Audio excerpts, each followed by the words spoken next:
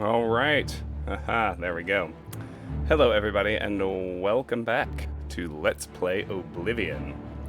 Last time, when we left off, I had gotten through the tutorial and had done a good bit of the character creation work. Hang on a second, this is lagging. Well, no, it's smoothing out. Let me see.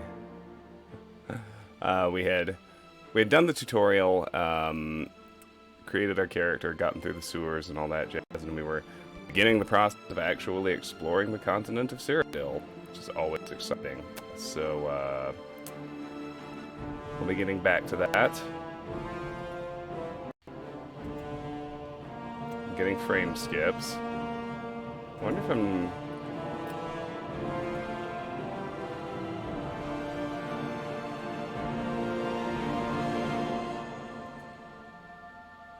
I wonder if I need to shut down Chrome. Run my Oblivion map tab off my phone instead. I bet that would actually fix the problem.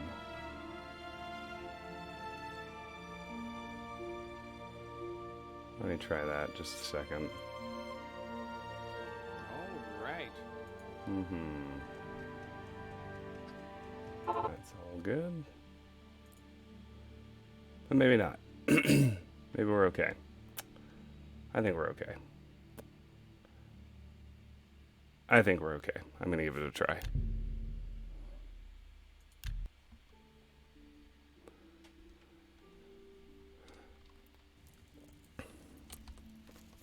So I found the, catching myself back up mentally, I found the abandoned house on the Imperial City waterfront where I can store things freely, including all my alchemy gear that I bought, my heavy armor that I'm not wearing right now because it's part of my endurance leveling plan, my alchemy ingredients. So the storage there is safe, which is nice. And for my part, I can head back out and get back to the business of exploring.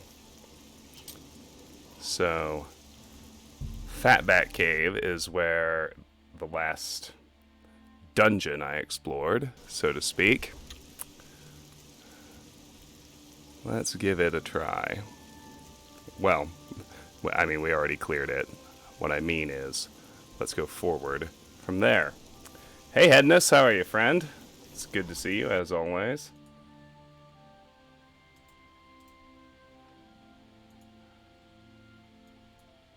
Getting another notification to no BS. Yeah, I know we skipped frames, but that's old. I think we're done doing it now. Alright, dead goblin.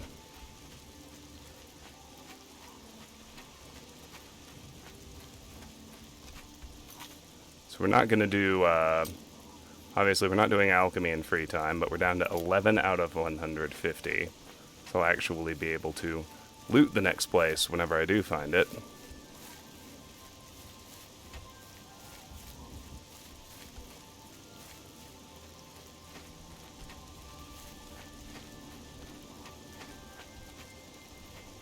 Which is going to be a bit, and we're actually going to kind of pass by the Imperial City waterfront as we go.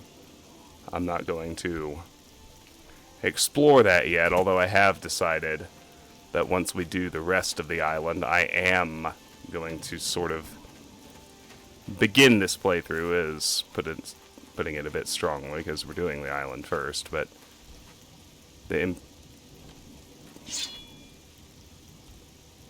I am... There it is, mud crab. I am planning to have the Imperial City... I don't want to have to wait. I'm planning to have the Imperial City be the first city I actually explore and do everything I can in. And one consequence of that is that the first guild we'll join is, well, you know, we'll do some work on the... We'll join the Thieves Guild, We'll do what we can inside the city. And we'll also, for the most part, go ahead and do the arena quests. I believe we can cheese those fights pretty well, and they're going to be easier at low levels than they ever will be at high. Hey, Thanos. Thief Gold is going to be a while, because I kind of just did it. So it'll be a minute before it comes up again in the rotation. But my next stream after this is going to be Thief 2, if you're interested. And it's good to see you. Yeah, one of the original 3 Thief games is every 3rd stream. I run the...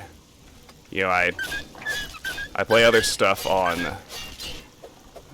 my YouTube channel, but for live streams on Twitch, I go on a Thief a Diablo Elder Scrolls Thief rotation, and I try to keep the order the same. And I play, other than the Abomination that was the Thief reboot, I play all of the Thief games and fan missions for all of the Thief games. Oops. So when I finish the original campaigns, we'll do fan missions for all 3 games in the Thief slots as well. I may expand that spot in my rotation, call it the Immersive Sim slot. Throw in some Deus Ex, System Shock, other classics like that, but for now it's the Thief slot. Full stop. Anyway, it's good to see you again. Welcome back. Definite pleasure to have you here. Alright, we got the wolf. Blade increased. It's now at 48. So there's the Imperial City waterfront.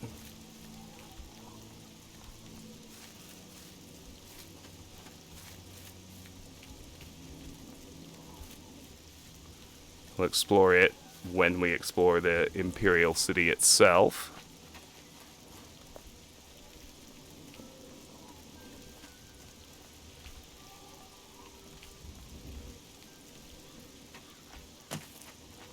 Now we'll just kind of zip past it. There's a horse here. A paint horse. Owned by someone, but I could steal it. That's what that red horseshoe means.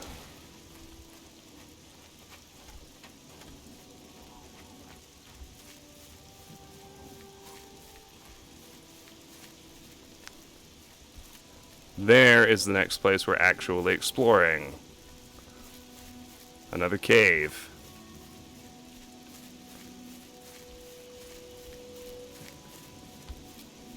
It's right here by the main bridge into the city.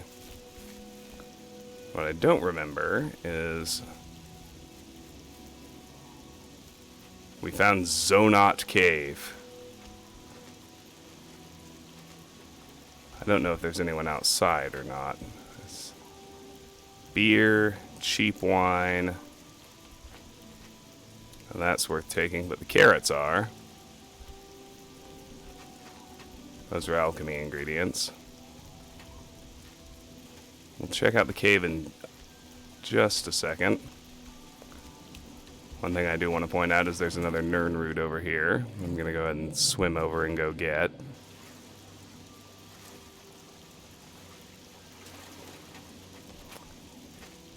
You know, His Headness, writing a guide is a massive commitment, but this, I will say, this is the other one where I'm kind of tempted to do it. Just because I think very like, we're close to leveling up. Oh, that's right, we're going to level up when Sneak hits 45. Much as was the case with Morrowind, I don't think a good written guide to Oblivion exists. That's why I wrote the one I did for Morrowind, and I admit I am tempted to do one for Oblivion for that very reason.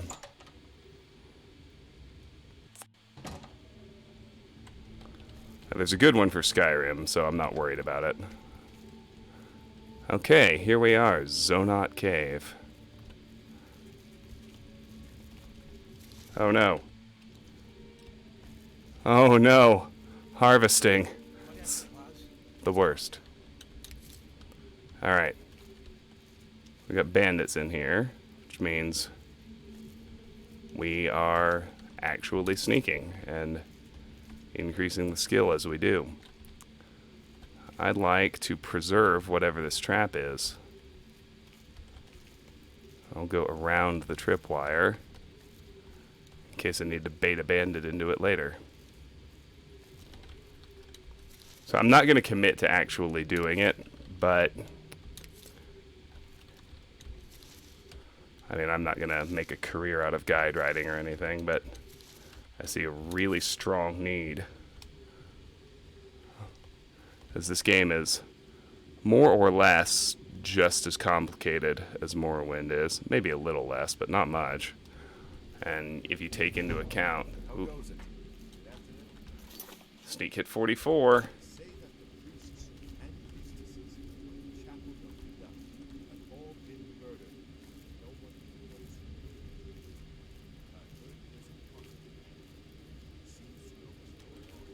Oh, there's the Knights of the Nine expansion kicking in.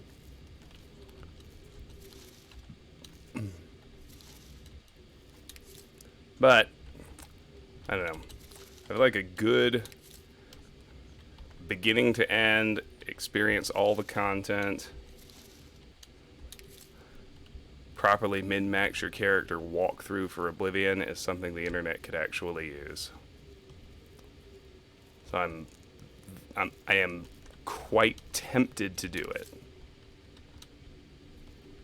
We'll just have to see. Corn! Restore fatigue and restore intelligence. Nothing useful in there. Do it, do it, do it. Well, if I do, it'll be at the end of this playthrough, because this playthrough is my first chance to field test everything I'm actually thinking about doing, strategy-wise and order-wise.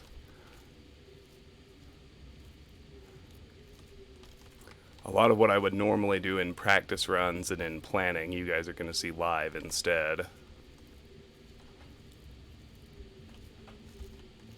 Hi, dog.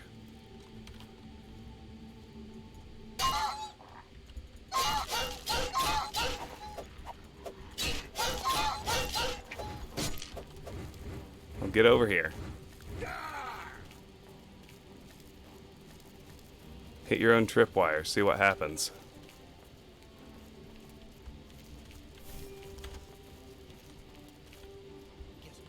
Absolutely nothing, apparently.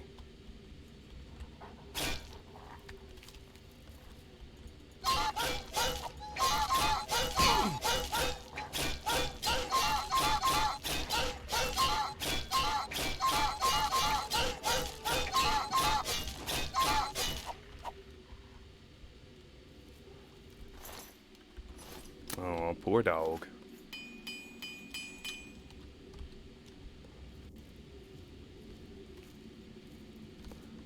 Still enemies nearby. Well, of course there are. I know the bandits there, right? A lot of Cairn Bullet in this cave. 15 gold in that chest.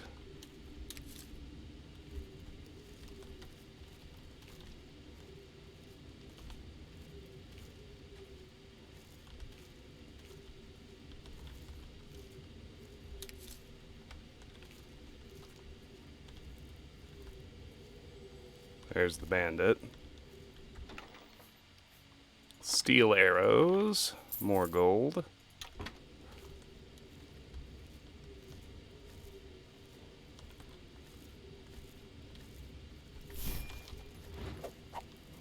Alright, here we go.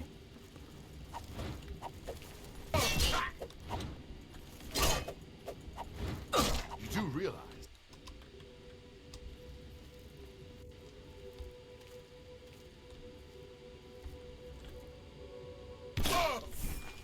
Jump on my sword while you can. Oh shit, we aggroed the other one.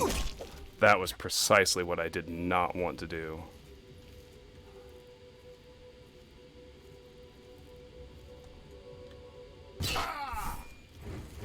This is the part where you fall down and bleed. Damn. Damn. Yeah, come this way. That's better. It's way better.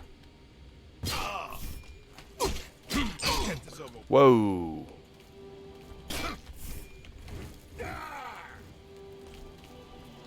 Okay, good. I avoided his buddy. Now Woof. Power attack.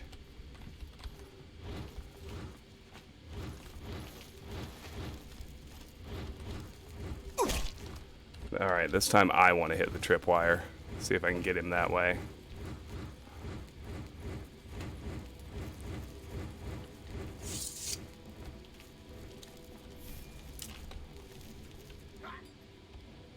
Ha! Get wrecked.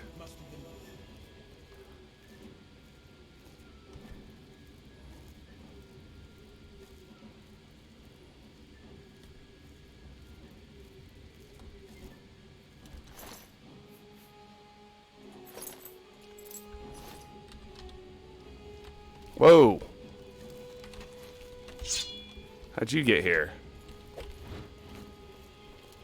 who's that?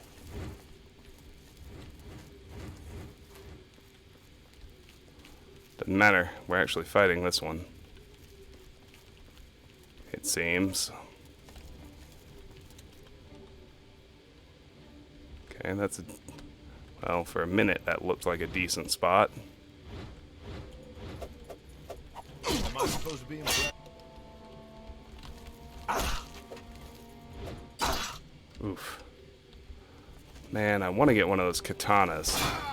Something with actual reach. A two-handed blade would be great. So I'm not using a shield.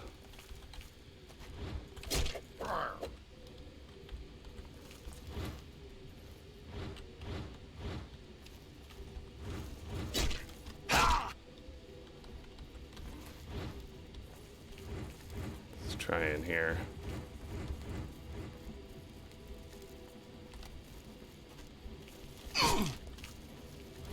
Rough. Big oof. Oh, for the love of God. I wonder.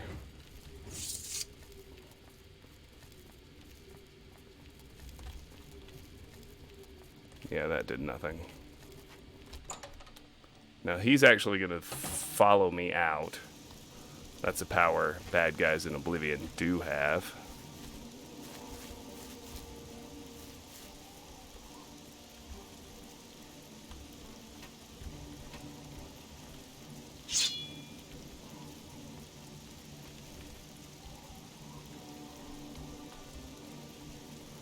But if nothing else, I can probably at least better isolate him from his buddies.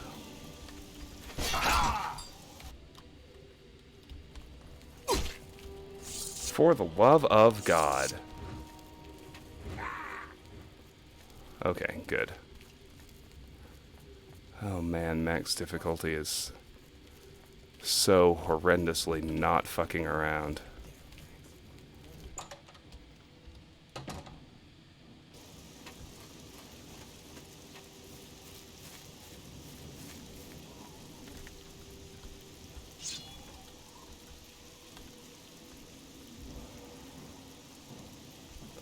Sorry, I'd rather fight him out here, that's for sure.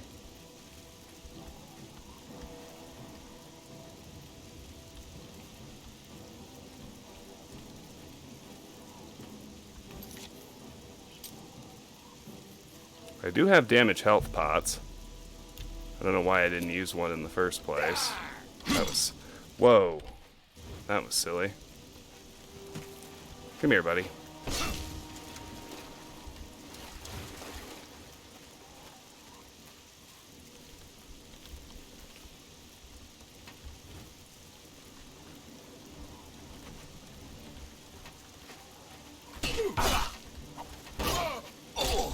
That got most of his health. One more ought to do it.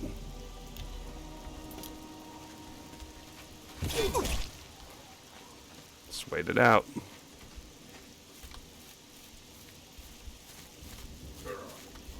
There we go. Forgot I had damage health pots. Makes a big difference. Alright, let's see now. Where did his weapon land?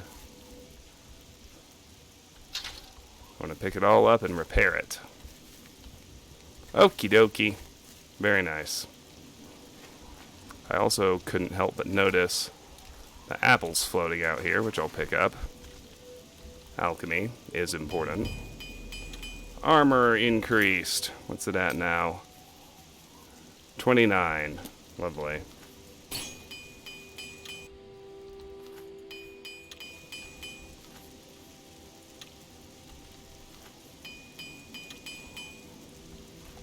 Now I can drop all the shit I don't intend to use. Where'd I leave his body? Did it disappear? No, there he is.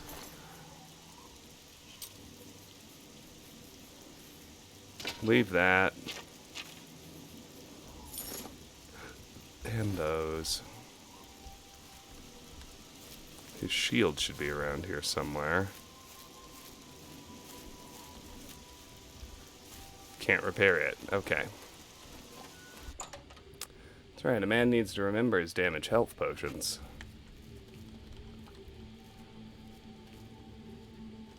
Those have high utility.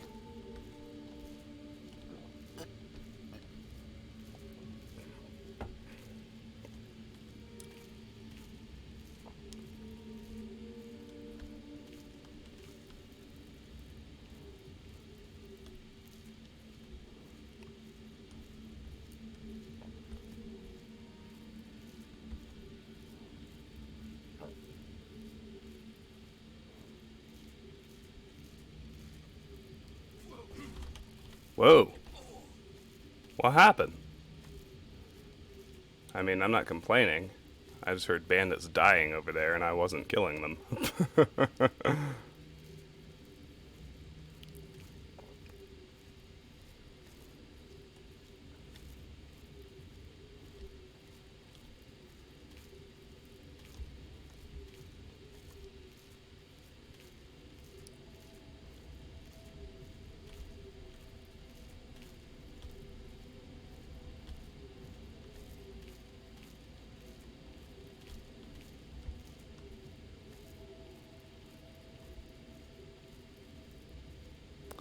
I also definitely have questions about where that second guy came from in the first place. It's not the one I saw up here, that I know. Alright, another bandit. It's alright. Poison our weapon again. And hell, even a longsword. Of course he has an axe, because of course he does.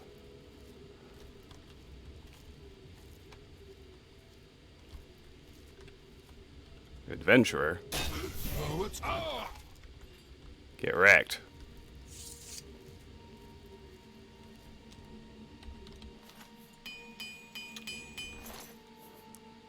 Ooh, leather boots, leather cuirass, leather greaves.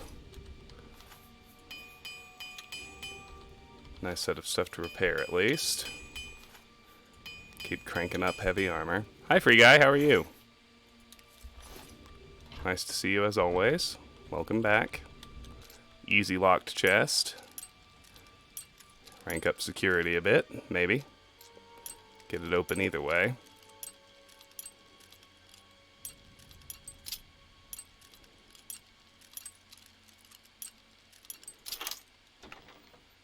And gold. Alright, let's put some shit away.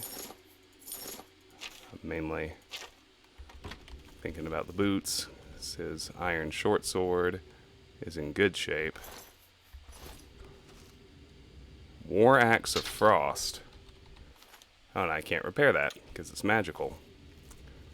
And you need 50 armor to repair magic items. However, that is worth selling. So we'll hold on to it for that reason.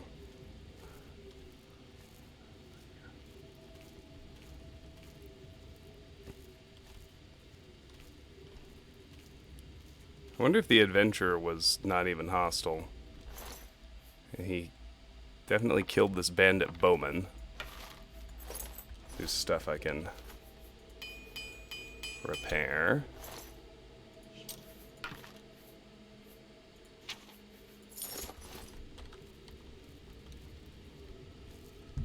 Okay.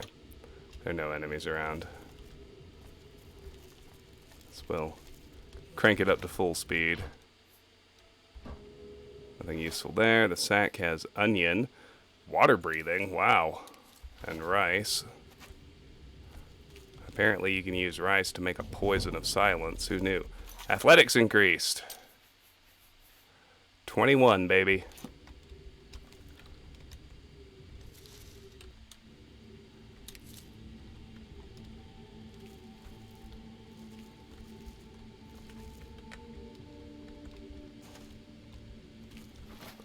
Corn. Restore fatigue, restore intelligence.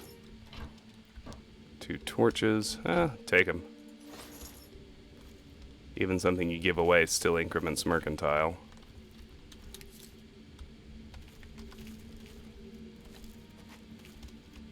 Oh wow, yeah, he rolled through here and killed a bunch of bandits, seems like. I have no interest in breaking lockpicks.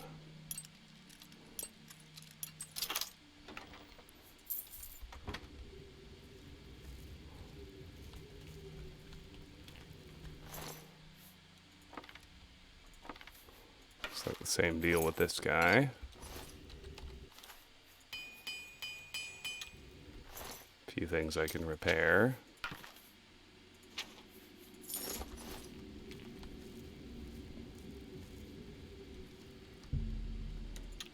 I don't know why I keep trying to sneak.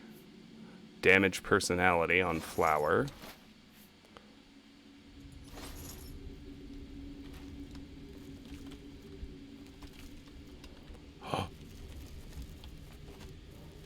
More tunnel. Zonot, main cavern. Now, what do you suppose is in there? Let's find out, shall we?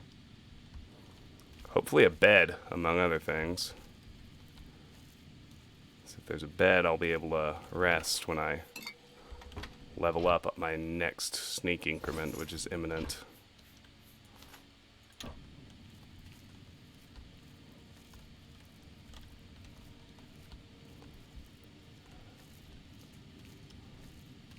Okay. Well, we see a bad guy there. Let's poison my sword again. I need a weapon with better reach. There it is. Sneak increased. You should rest and meditate on what you've learned. Okay. Down on the ale. Starting to see things, I am. Strength is being drained. Oh, there are bedrolls. Perfect. Alright, what you got, son? There's the dagger he used on me. I don't care if my strength's being drained. Because now it's not.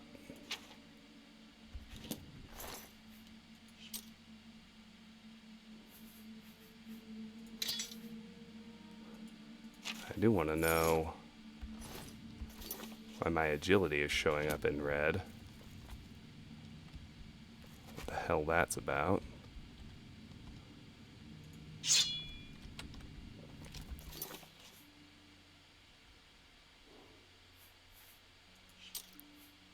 My agility get damaged at some point and I wasn't paying attention. Free guy, we just have this. Right now, these are the spells I know.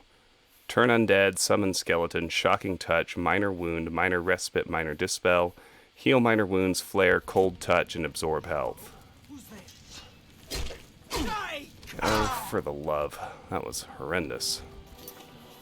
Alright, well, I might need to visit a shrine after I get out of this cave. Get over here. Just gotta get the poison on her. Ah, she healed. How terrible. Can't have that.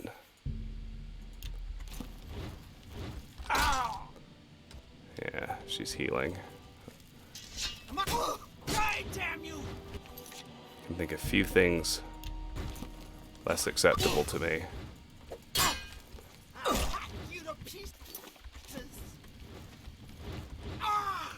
Get dead. Got her. Alright. That was the bandit ringleader.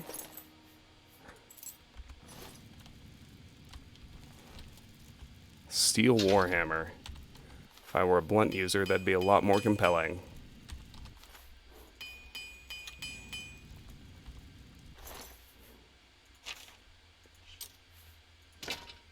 Now we'll put all that back. And now we should be able to rest and level up. Yeah, my agility got damaged at some point. You have ascended to level 3. You realize that you are catching on to the secret of success. It's just a matter of concentration.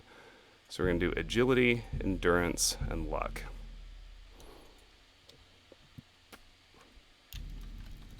We should be able to visit a shrine in the Imperial City and take care of that agility damage right quick.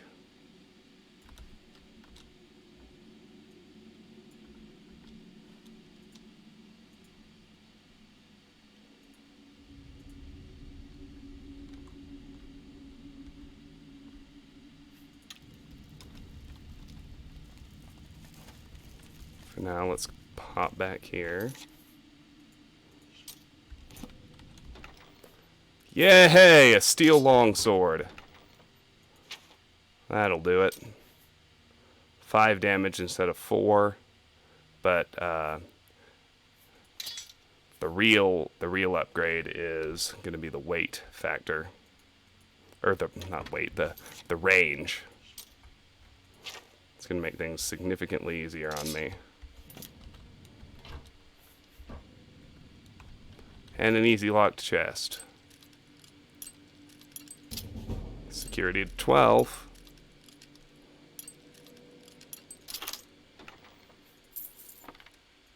Very nice. Okay. Awesome. Restore strength. A spell. Spell scroll, I mean. Alright. Back out we go. Not before we lose, of course.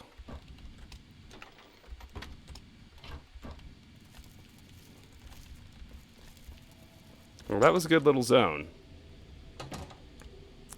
I'm pleased with the level up, mainly. Very pleased at finally having a longsword.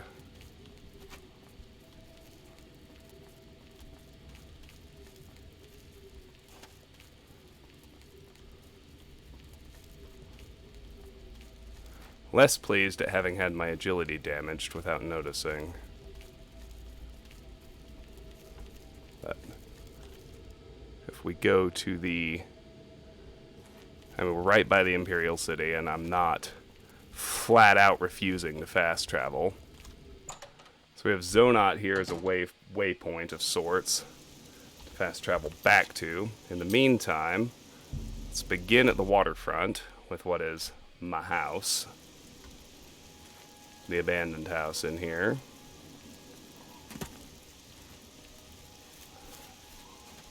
We'll do a quick little alchemy session. This is not going to go like Morrowind, because Oblivion doesn't have potion failure, thank goodness. How are you? Hi, boys. Take my stuff. I'm over encumbered, that's no surprise.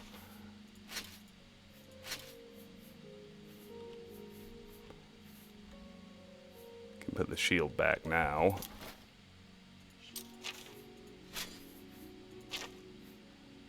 Just gonna sell that. I can put the arrows away.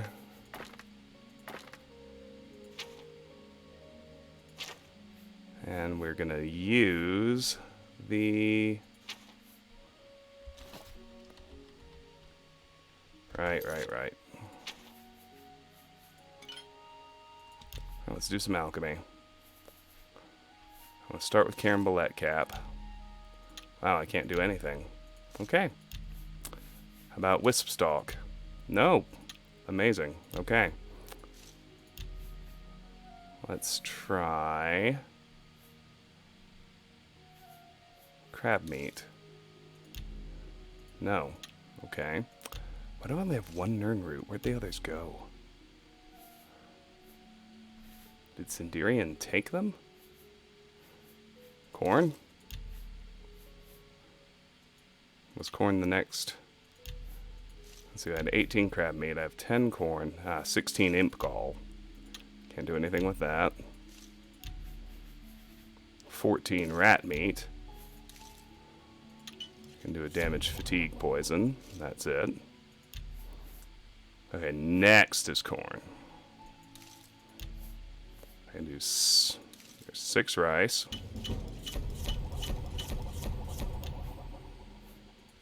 5 flour. It's 2 ranks to alchemy. Got an apple. Just go with a carrot. Just go with an onion. And that's everything. Okay. That's all we can do for now. So let me put away anything I'm not going to sell.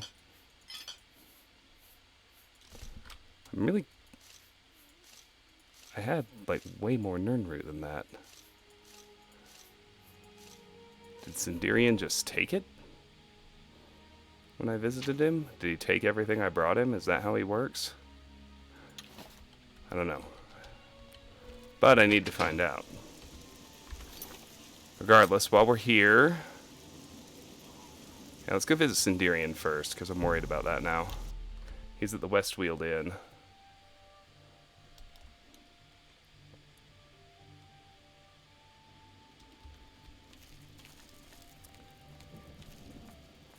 Okay, so this level is gonna, in terms of skill progression, it's gonna go just like the first two.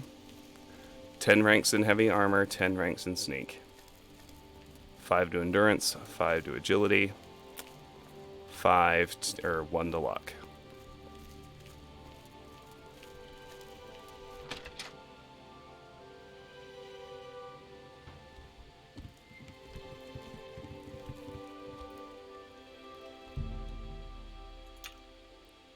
Have to wait at least 2 hours to get in to see him. Seems alright.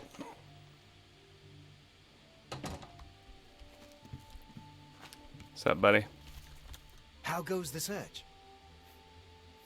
If you need to know more about the Nern Root, read the missive. You don't seem to have enough samples on you. Remember, I need at least 10 to get started. I'm okay, except my Nern Root seems to have bugged out. Which has me sad. In shade leaf cups. No telling what else. I am certain I had 5 when we left off last time. And it seems to have vanished. Now I only have 1.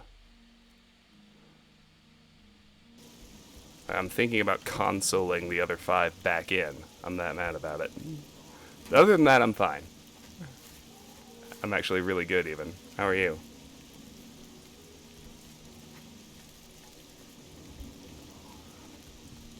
Can someone in chat do me a favor? And just get me the item code for Nern Root really quick? Yeah, because they just vanished. I know I didn't use them.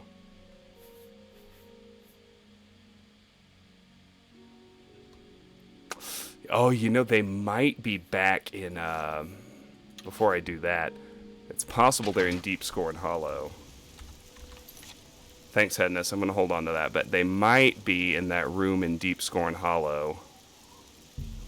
The first place I tried leaving stuff before I realized I had an option inside the Imperial City. Before I cheat, let's check on that.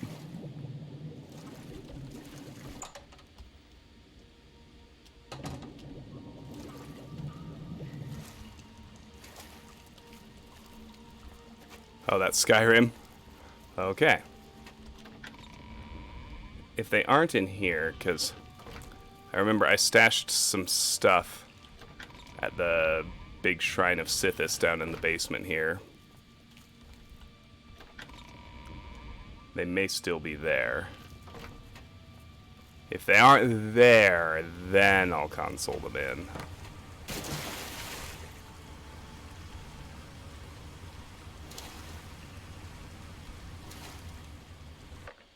Ah, but there they are. See? See. They didn't disappear. Excellent.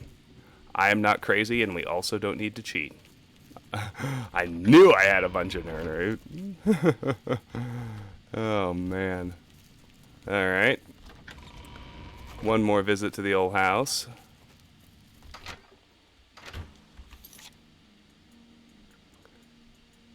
Once we hit 2,000 gold, we can actually buy a house of our own. We won't have to share it with those vagrants.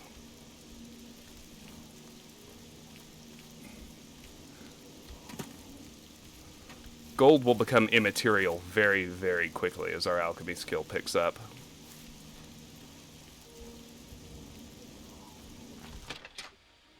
Alright, here we go. So, let's put away the rest of my stuff.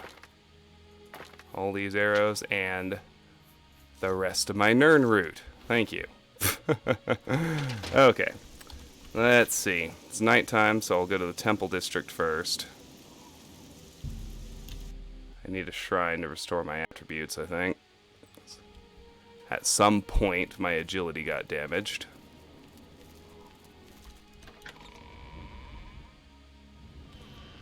Good evening. Can I not pray here? I guess not. Let's go to Anvil then. That's where the Chapel of the Divines is. We might overhear some conversations, but nothing else should happen.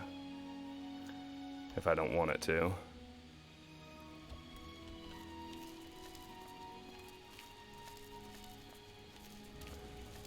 I do remember which pilgrimage. I do remember which cities kind of do ambush you with NPCs and fresh quests. One of them is Skingrad, so I have to be careful in there when I go to see Sindurian. And the other is Coral.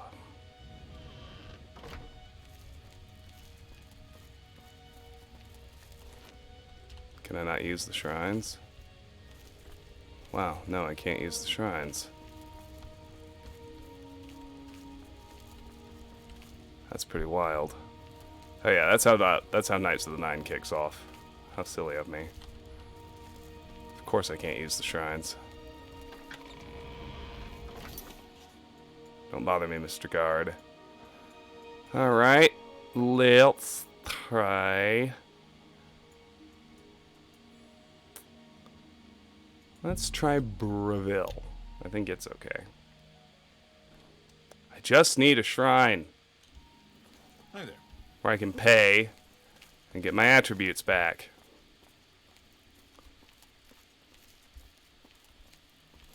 Ooh, look. It's Umgalim. The lucky old lady. Those of you who've played know what that's all about. It's gonna be a long time till we get there in this run. But you know, don't you? Don't you? Oh, you know. Alright, come on now. There we go. Altar of the Nine. Thank you. Rejoice. Through faith, your afflictions are banished. Did I absorb that?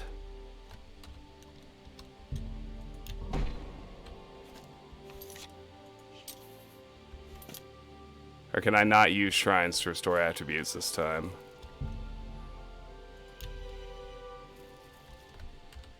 Hold on.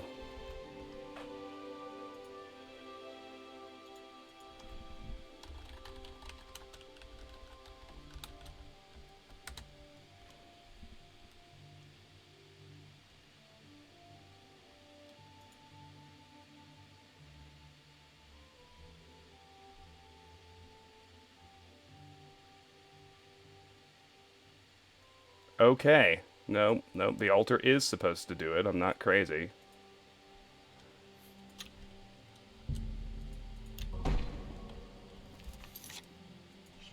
There. Thank you. That time it worked. I guess I was absorbing it the first few tries. Hi, Martin. I'm actually already level 3. And the last thing I want to do before we get back to exploring is go to the market district. Sell some shit. Buy some shit. The usual. I need to wait a few hours. That's fine.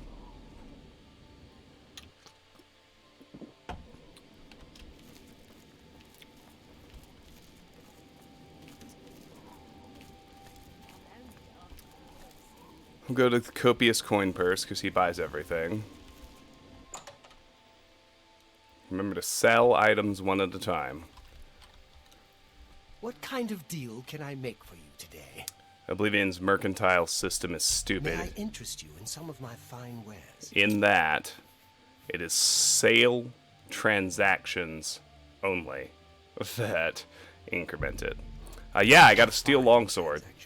So we finally got some more range. We haven't tried it out yet, but we did find a better weapon. That's... We'll sell these restore fatigue potions. That's... Oh no, I sold my damage health. That's okay. That's not really okay, but I'm gonna make more. That...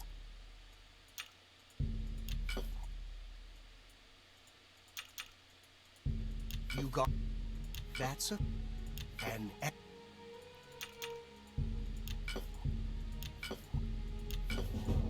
Mercantile increased. That's more...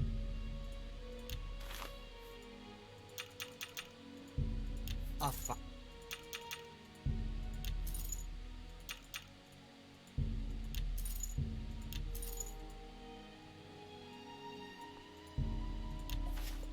Yes, even giving away torches counts.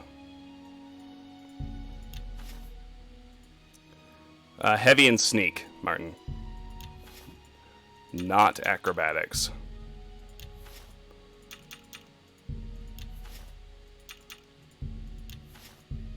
Acrobatics I actually feel compelled not to raise as part of the leveling plan later. For your business. Have a look at my wares. I'm sure there's something to suit you. Alright. Goodbye. Please, come. Okay, let's see. When we were working earlier, alchemy has incremented to 33. Mercantile is now 16. Haha, no problem, Martin. I get confused too. Alright. Let's go to my alchemy lady. See if she's got some damage health ingredients for me. I have everything for the budget. That's the most important thing I need. You won't find better prices in all Tamriel.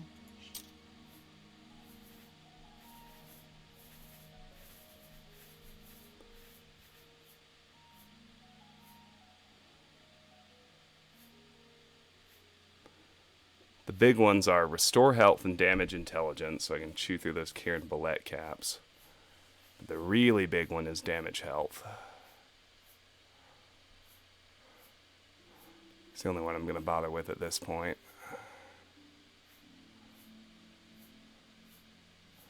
I find enough stuff out in the world otherwise, but I need damage health poisons just to kill bigger enemies. And I'm getting the feeling she's not going to sell any, is she? No, she's not. Alright. You too. That's fine. That's just fine. Head back here and we'll get back to exploring. Let me see what my next dungeon target is. Yeah, I think everyone's wares get better with higher level. Seems a reasonable assumption. Okay. So I'm going to make a hard save here just because that was a successful dungeon clear. That's always a good time for those.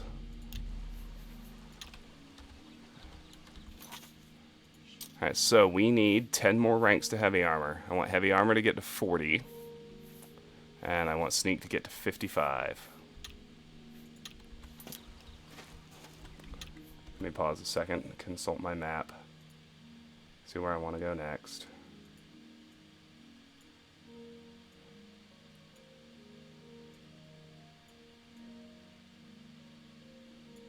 I can get a Nern route off to the west of a way shrine of Julianos. I'll do that right quick.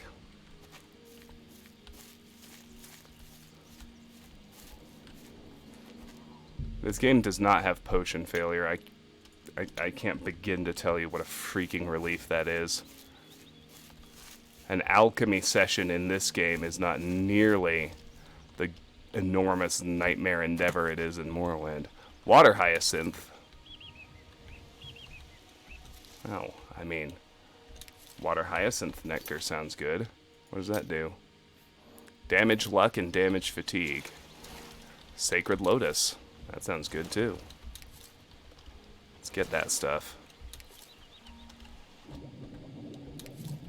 Sacred lotus seeds.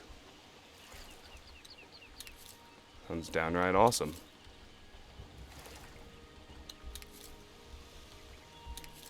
Alright, sacred lotus seeds. What do those do? Damage health! Damage health! Trevi, thank you so much for the 300 bits. Oh, good. Good. Alright. I can stock up on damage health poisons before I venture into... By stock up, I mean make them for myself before I enter the next cave. Whatever it might be. So that's the big, big main bridge in and out of the Imperial City. After I explore the starting island and all of its dungeons... I mentioned this earlier, but it bears mentioning again, because people came in later. My initial progression order is pretty simple. I'm exploring the island the Imperial City's on. All of the caves and whatnot that are on here. And when I finish with that, I'm going to explore the Imperial City as best I can at this early stage of the game.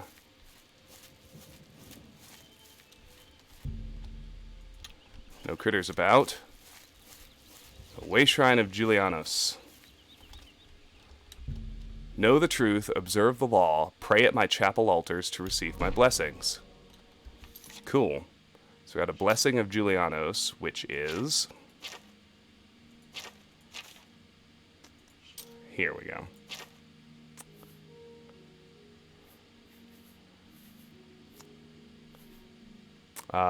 It's Fortify Magicka. Scales of Julianos. Fortify our Magicka by 10. Is that it? Yeah, I think that's all it does. Well, alright.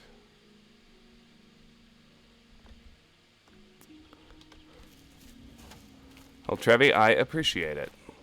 I know it can be difficult to catch me live, especially I don't make that easy with my lack of a regular schedule for streaming, but I appreciate your support, including in the form of simply watching YouTube videos. Alright, we got Nern route. I need another second for a map peek here. Sinkhole Cave. So off to my northeast now. Let me see if that's one that I can explore now or if it has a quest attached to it. It does not. Okay. Well, I know where we're going next.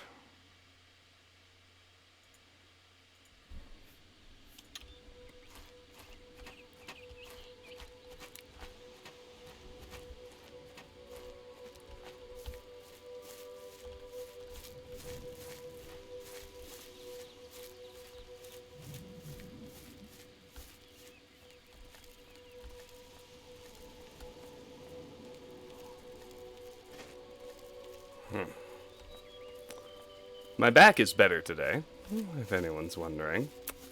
The reason I'm sitting today is simpler, and I think, more impressive. Despite my terrible back injury yesterday, it wasn't terrible and it wasn't even an injury. I had a back spasm that almost crippled me but loosened up overnight and is fine now. Ooh. Hestra Runestone. The stone stirs under your hand. Do you seek its conjured weapon and armor? Yes. Nice. Okay, Daedric gauntlets and dagger. I may Cinnabar polypore. Well, yeah, I want that. Yeah, I want primroses. Come on. Green stained shelf. I mean, yeah, I want all this. You kidding me?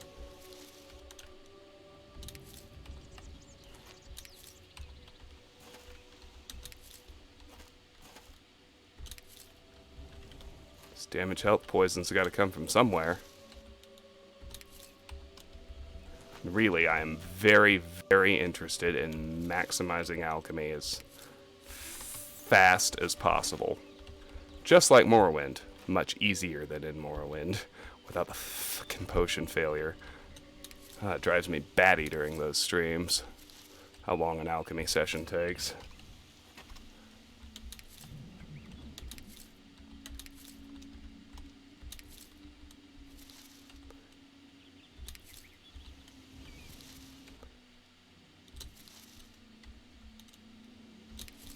Alright, cool.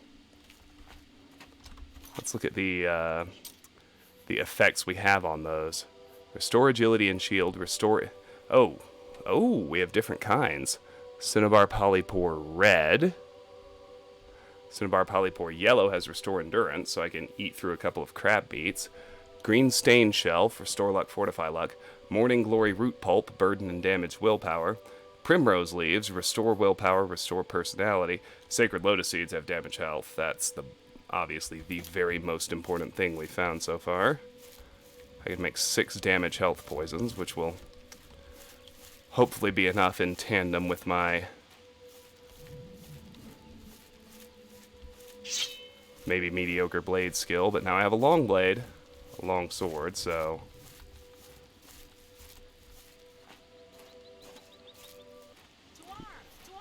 Uh-huh.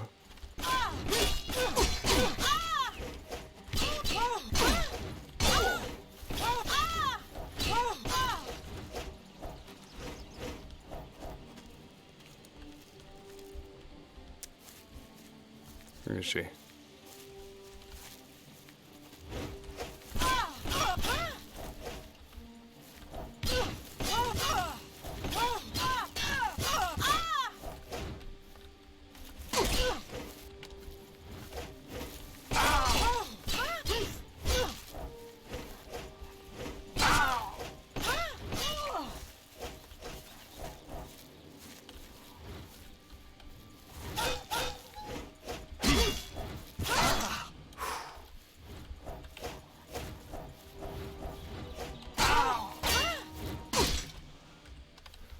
Watch her shield. It's gonna get me in trouble.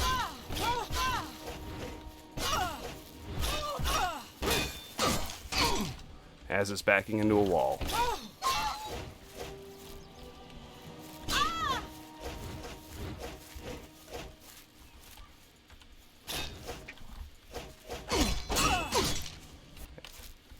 Backing into a wall. That's what kills me.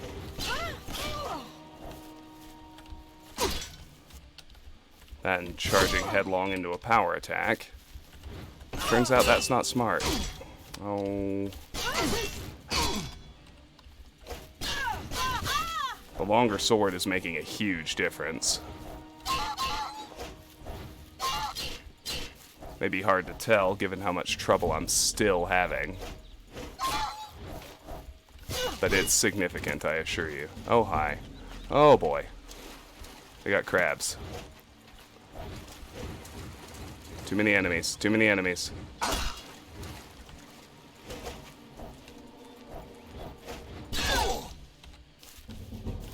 Yeah. Check on my increases after.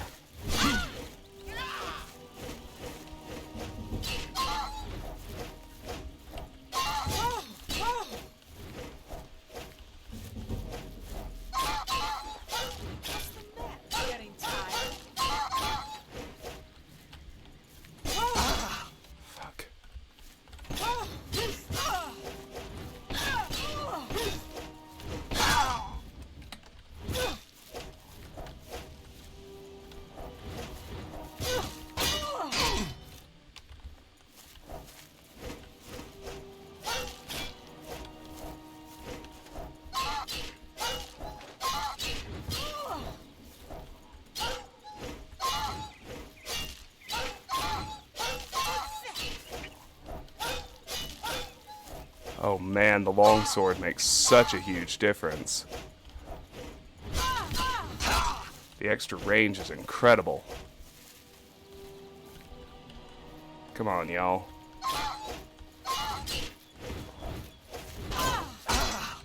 Can't get stuck. What did I even get stuck on? I can't tell.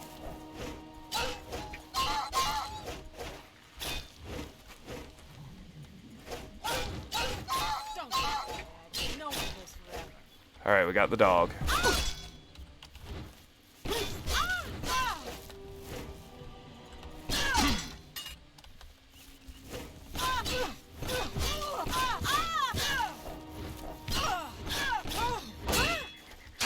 Damn. Close.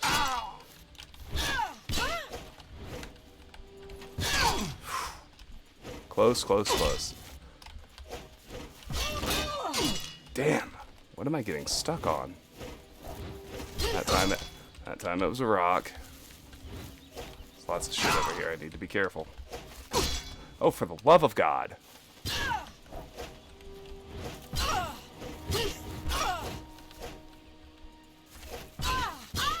Got her. Thank you. Goodness gracious. Okay. Iron war axe, yes. We need to repair these things.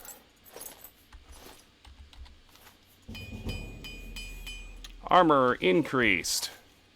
Okay, let's see what all happened while we were in there. Blades at 49, and armor is at 30, and athletics is at 22. Those were all increases during that exchange.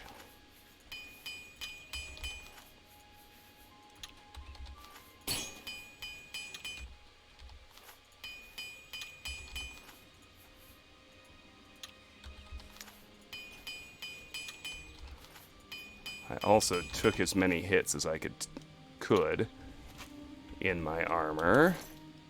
Alright, so take back your iron war axe and your fur stuff. I'm gonna wait 1 hour.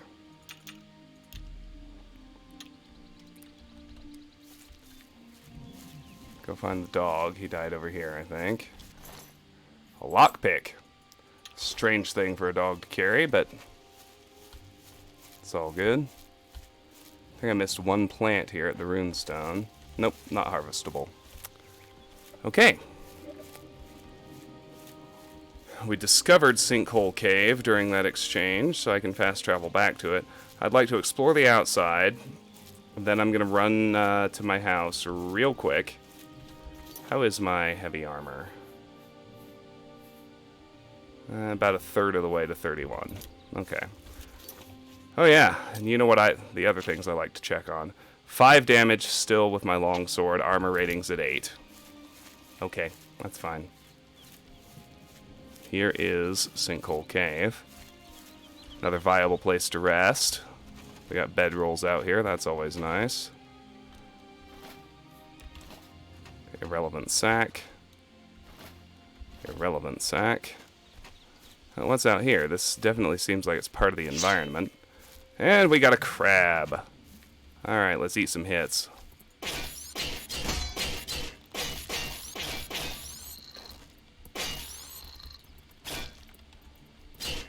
Alright. That's all we can take, unfortunately. But every hit matters when you're trying to max out your armor. You know what I'm saying? We're not trying to max it out, we're simply trying to raise it. Although we are eventually trying to max everything, as is tradition. Okay. So here is Sinkhole Cave. There's a wolf up there. I'd like to retreat enough to heal. And I'd like to actually get some, try and get some sneak progress.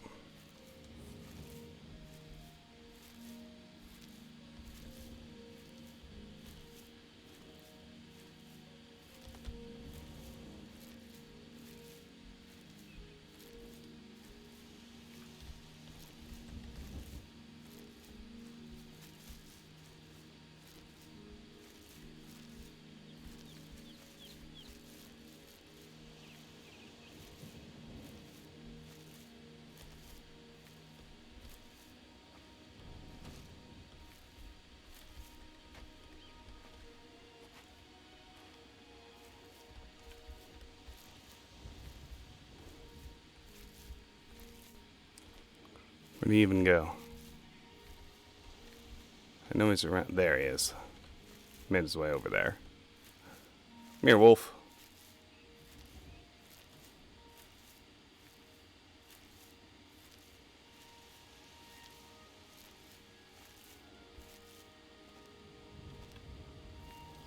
I think it's the deer that see me right now.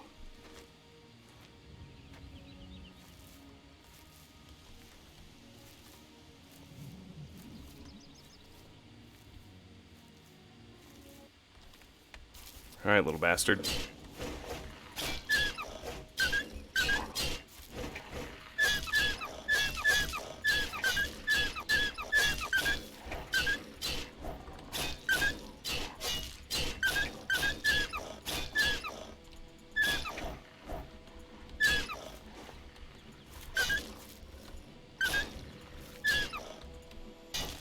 Alright, one more hit'll do it. Let's see how much armor juice I can get. That much. Is the answer. Exactly that much.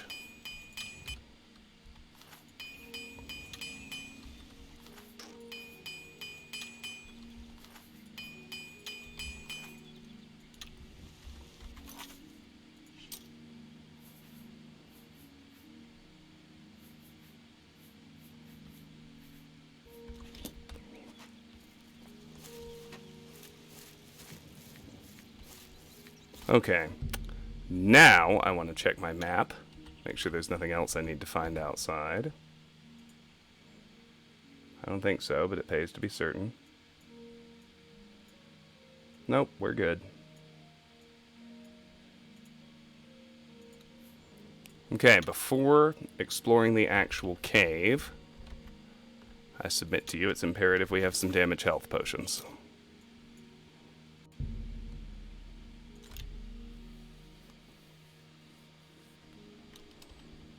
Return to my little house.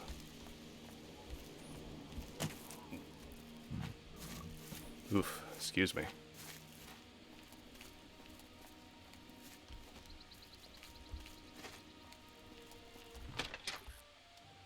Oh wow, I don't know how to find it. I have 10 viewers. Nice. Okay, so I might as well grab everything. I found other stuff too. Put away the Nern root. I'm sitting at 7 now. It'll be time to visit Sindirian somewhat soon. In the meantime, come on, wisp stalks. All right. Oh, damage willpower.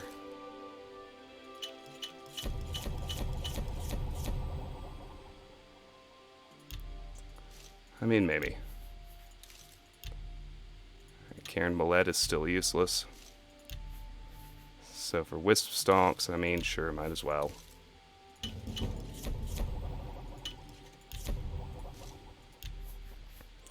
Okay, then we have 19 crab meat.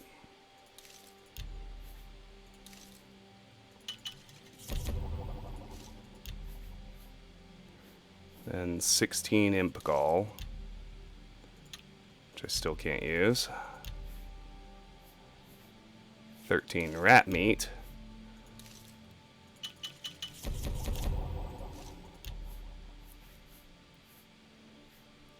12 primrose leaves, which I can't currently use. That just leaves cinnabar polypore red. And by process of elimination, I can't do anything else. Okay, so put away the apparatus. Normally, I wouldn't bother doing another session before entering another dungeon. I just really want the damage health poisons. Like, really want them. We can sell everything else before we go, just to keep things clean.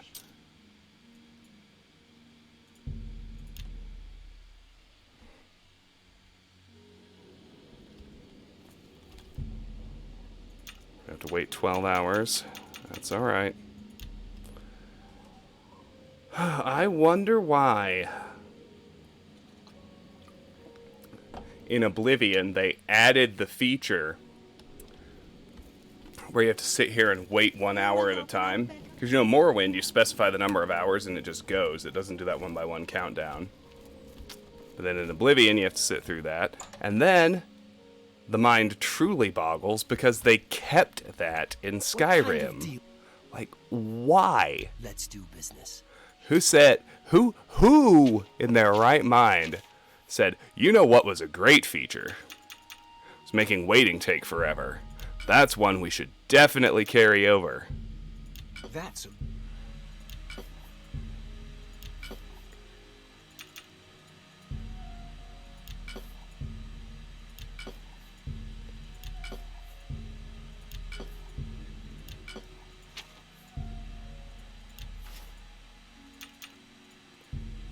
You've made a... If you're wondering why I'm not selling arrows yet, it's because selling arrows is definitely... It's unbelievably tedious, but it's by far the best way to actually raise mercantile. Because you get huge amounts of arrows, and you can sell them one at a time, beef up your number of transactions, and, you know, lo and behold, your mercantile has increased. But I actually need those arrows to raise marksmen first. So we'll eventually do that, but we're going to say... First, we're going to save arrows for their more intended use. And we'll get as much mercantile as we can out of lockpicks and repair hammers and potion grinding and torches. Those incremented as well. Alright. More Karen Billette. I know I was really excited when I got alchemy to 25. Now I'm already thinking to myself, well, for fuck's sake, let's get it to 50. 34. It's going to be a while. Mostly because I'm still getting these huge stacks of ingredients that are really hard for me to do anything with. Like Karen Billette. It's a real solid example. You know, part of the problem, too, is we've just mostly been in caves up to this point. Yeah, we are successfully sneaking, so there's something here. Says to me I should have a weapon out, actually. Given the bandit who was posted outside, my guess is bandits inside as well.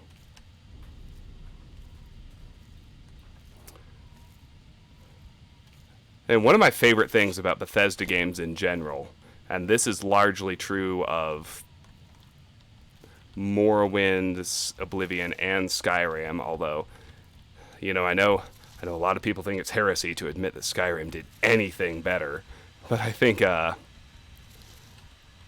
Skyrim, and Oblivion are all three really good at having interesting zones to explore that aren't tied to some particular quest and are just there to explore, so to speak. But what Skyrim did a lot better was really up the ante on how interesting places like that are. I think in Morrowind, you have a nice variety of types. You know, you've got caves, you've got Dwemer ruins, you've got, well, actually that's kind of mostly everything you see. And ancestral tombs, like those are the big three. And, you know, I mean, Oblivion and Skyrim aren't much better in terms of types. But, well, ZJ, I'm afraid Fallout's not in my rotation right now. But it's nice to see you here. Welcome in. How you doing? Might make it someday if I feel like I'm finished with the Elder Scrolls games. Alright. How can I do without... Oh, why am I thinking what can I do without burning a potion? Let's just burn a poison. 3 points for 11 seconds. Ha! That's how it's done. Even on max difficulty. I guess the reason... Well, I guess I already did that one. I guess the reason not to do that I have an autosave? I do. I'm actually going to reload that autosave because, I have a reason for this. There's a method to my madness. I'm trying to get heavy armor up right now, and archers are one of the absolute best ways to raise it because if you close to melee range with an archer, they switch to their dagger, and they do virtually no damage with their daggers. But you can eat a lot of hits, even on max difficulty, and you'll get your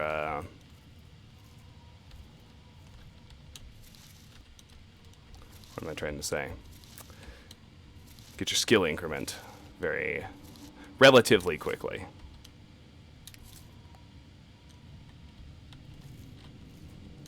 Just what you want. Defensive skills in general, meleeing with archers, is one of the best ways to do it because Oblivion retains a level of the stupidity Morrowind had in terms of how its skill increments actually work, in that it is simply the raw total number of hits you take that determines how well your skill increments. That's another thing Skyrim did a lot better. I know, heresy. Skyrim is better at nothing. Skyrim dumbed everything down. It's not true. The way that Skyrim focuses on how much damage you absorb through your armor makes leveling it a lot more sensible. But as I was saying,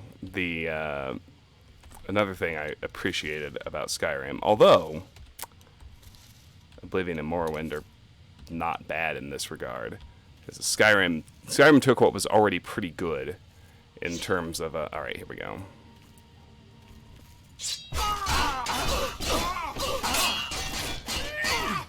Oh yeah, that's the business.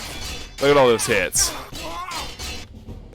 The cuts and nicks from long practice sessions with all manner of blades has its benefits. You are now a journeyman with blade weapons. Your sidestep power attack now has a chance to disarm your opponent. Press and hold attack while moving left or right to use this power attack.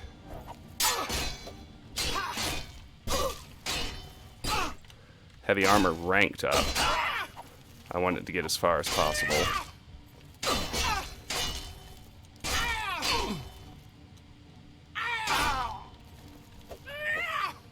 I was going to say, I think her next hit's going to kill me, so. Awesome. So what does that mean? Well, it certainly means blade hit 50. Heavy armor hit 31. Let me make my repairs. And then we'll see if any of the derived numbers went up.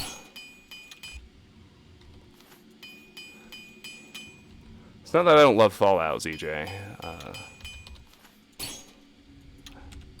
But if I'm doing a rotation of games on stream, I already have 9 games going. I have to try and cap it somehow, some way. Alright. Now, of course, I can also take her gear. If I can find the dagger she was using, should be able to repair it as well.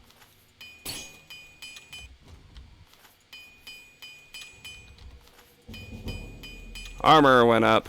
Hooray. Alright, take your bow back. Take your dagger back. I'm gonna keep the arrows. Alright, anything important happen here? Let's see. I still do 5 damage. My armor rating is still 8. So in that sense, no. That's okay. Armorer is at 31. That's nice. And no one's around because I'm able to rest, so. Ooh, gold. Chest has more gold than the repair hammer. Nice. Over here we got shrooms. Still no enemies around. But you can see what I mean about the archers with their daggers. Just how many hits I was able to soak in one encounter there compared to others. Alright. I feel sure I see the next enemy over in that corner. Is it also a bowman? It sure looks like it. This is good news. Until it isn't, because I have to take my armor off. To avoid ranking it too high.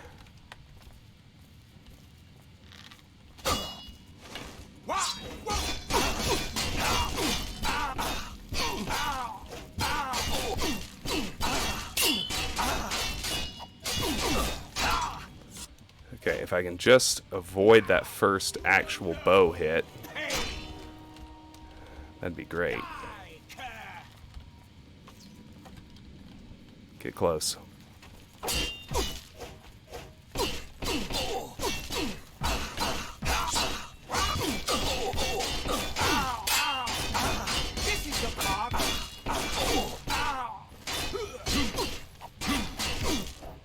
Alright, next hit's gonna kill him.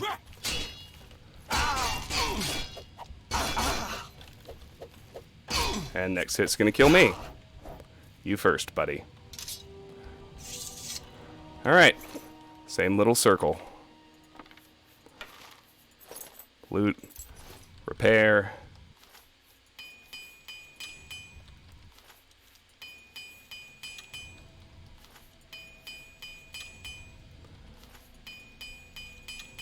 I think heavy armor was the only skill that actually incremented during that fight.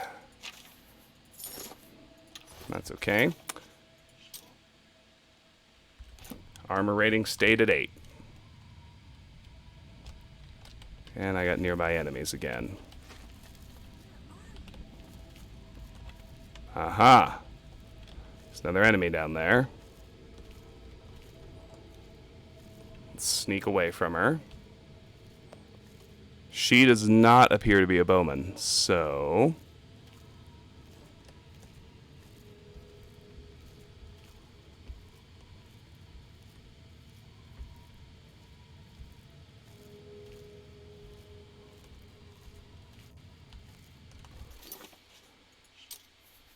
Heavy armor is at 32, already getting close to 33, which is great. The cutoff here is at 40.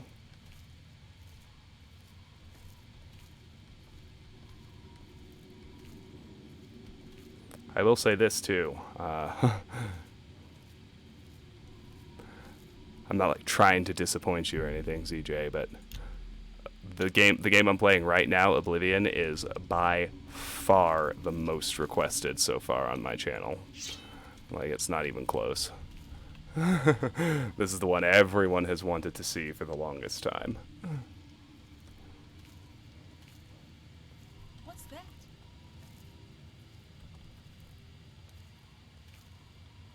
Well, so she's melee.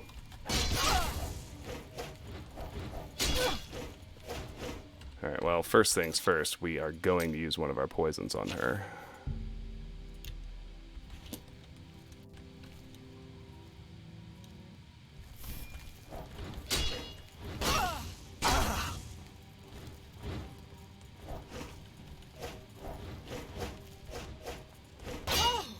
Am I supposed to be impressed? Ah! You'll never take me down.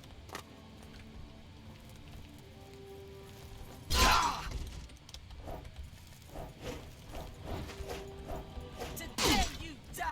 I am the one with longer range now.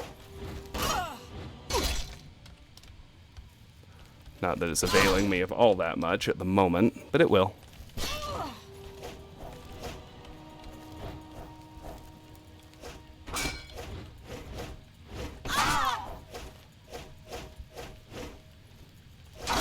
Oop.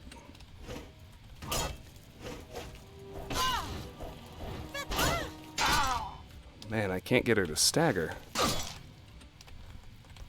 just don't have the strength.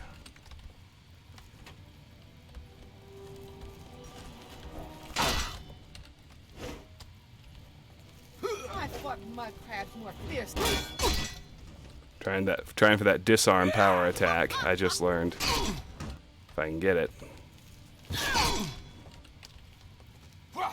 Let's get this.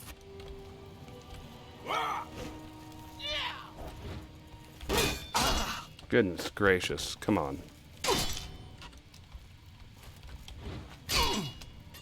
Can't quite seem to pull the trigger on it before she's already hit me. I also wish she'd make up her mind about which way she wants to go and what attack she wants to do. That'd make it work. More, anyway. Alright, get up here.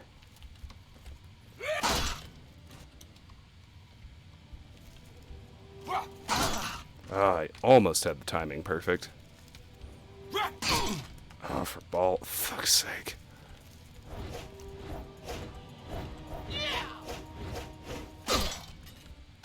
I have the high ground! Star Wars taught me that matters more than anything. You're out.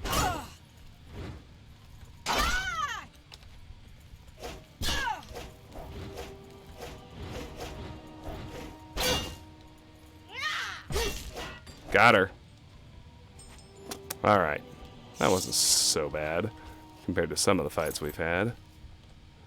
I can repair her shield. Where did her weapon go? God only knows. I want to try and find it.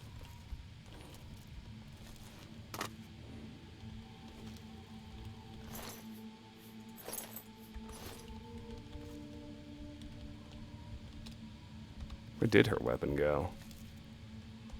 Did it fall inside the cliff? Seems like probably yes. Let's take a look.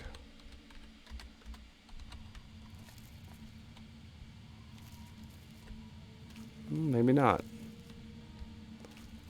Or if it did, it fell all the way down into the void.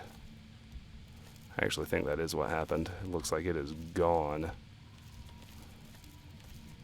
Okay, that's fine.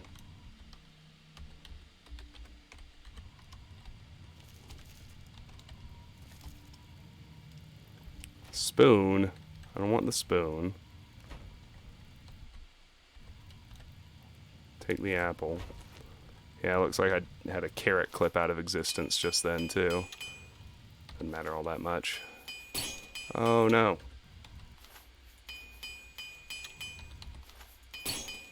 Oh, no. Come on.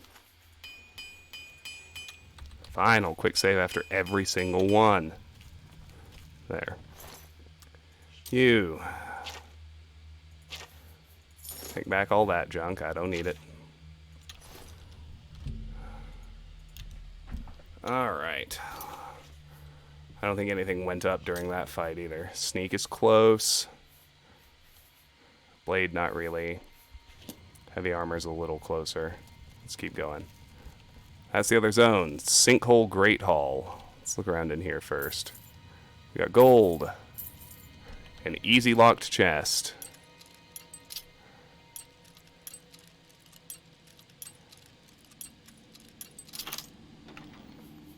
Gold and steel arrows.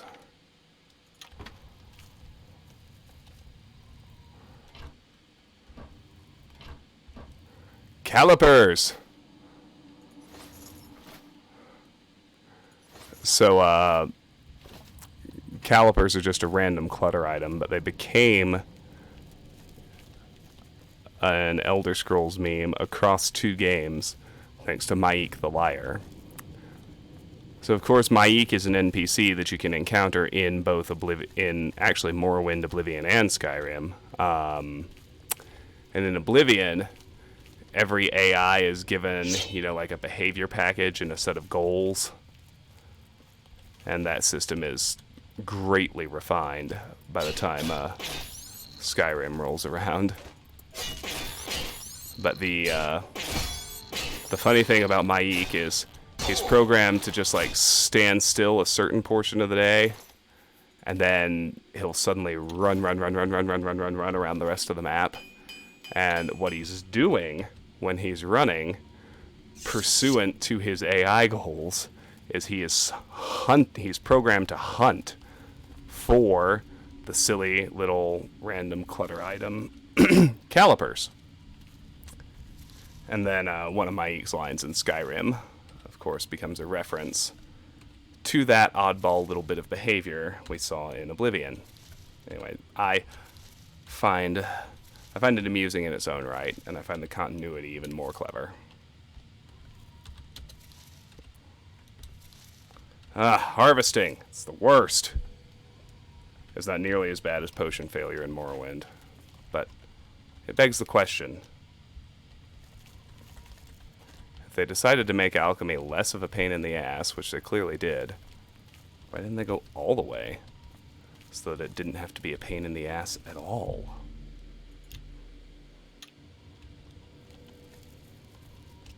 Ooh, I almost missed that. Failure rates for ingredients. Like, there was some guy on the dev team across both games. Everybody hated potion failure in Morrowind, so he got outvoted. They decided to take it out. Then Oblivion was like, but there has to be some kind of failure. Some D&D nerd who just couldn't let go of his dice. They're like, fine, we'll put it on harvesting. Now leave us alone.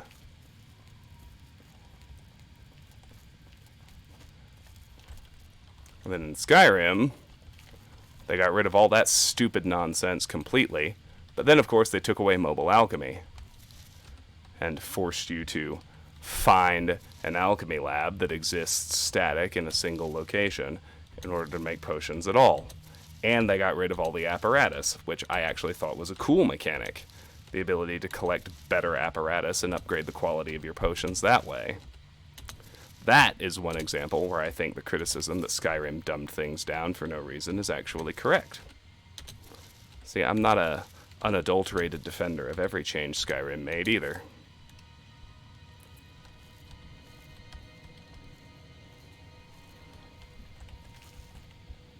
Oops. I got turned around, but here we are. Wisp stalks! Sneak one up. It's at 46. Alright, that means there's a critter about. Or a bandit, not sure which. Could be either. Give me them wisp stalks. I want them all. I need them all. I think they're... I was about to say I think they're the most common damage health ingredient, but that's actually pretty much got to be the Oblivion plants. Alright. Next whack is going to kill this rat. Heavy armor increased.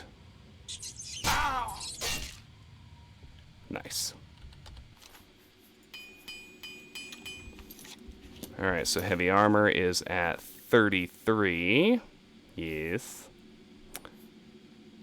And my armor rating remains at 8. That's okay. Things are progressing the way I want them to. Heavy armor's going faster than sneak, but sneak is still incrementing up.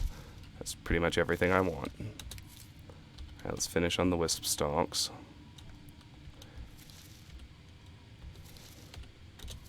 So anyway, once we do, of course, progressing the main quest is like something I'm going to greatly, greatly, greatly hold off on doing. So the Oblivion, like the Oblivion gates won't be open for quite some time. So even though the Haradas and spittle sticks that exist in Oblivion are probably by far the most numerous damage health ingredients, they're not going to serve me that much for most of the progression of this character. There's still enemies nearby. They'll serve me very well when I'm exploring behind the Oblivion gates, mind you, because by then I'll have enough strength to carry my alchemy gear with me, and I won't be hoarding everything, so I'll just have an engine of damage health poisons between all those Oblivion ingredients as I explore, which will be really nice.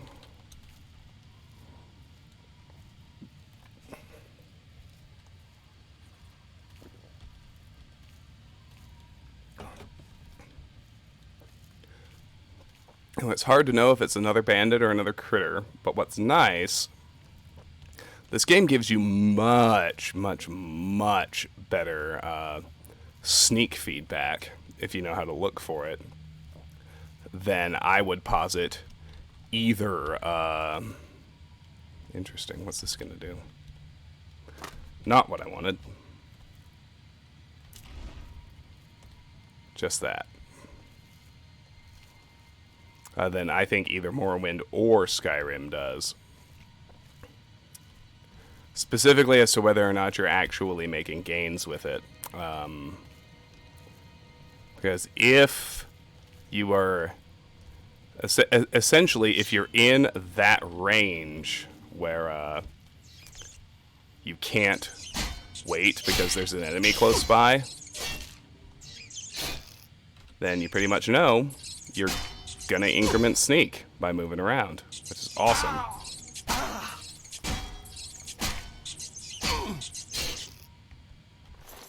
Dead.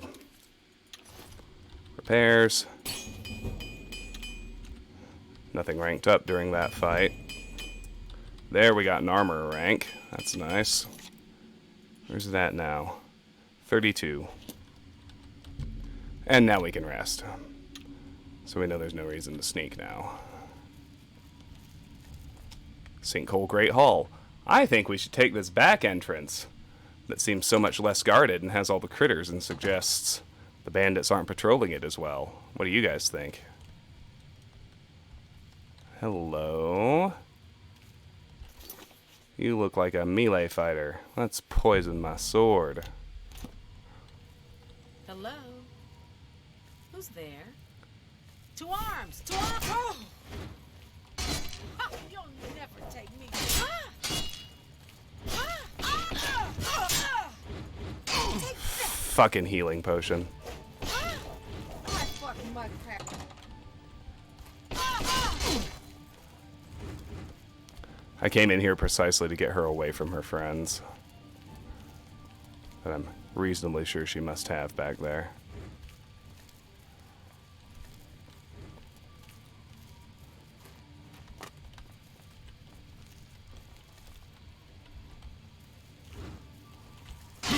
Oh, for fuck's sake. Get to the high ground. Just call me Obi-Wan. Or not. It's over, Anakin. I have the high ground. Oh, but you're too smart to just run into the wall, aren't you? You're smarter than the last one of your friends I fought.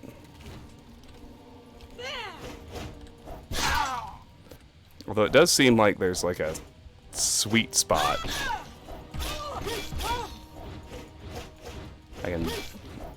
I can stand in that baits him into being stupid. And I can just use my superior range to rock him.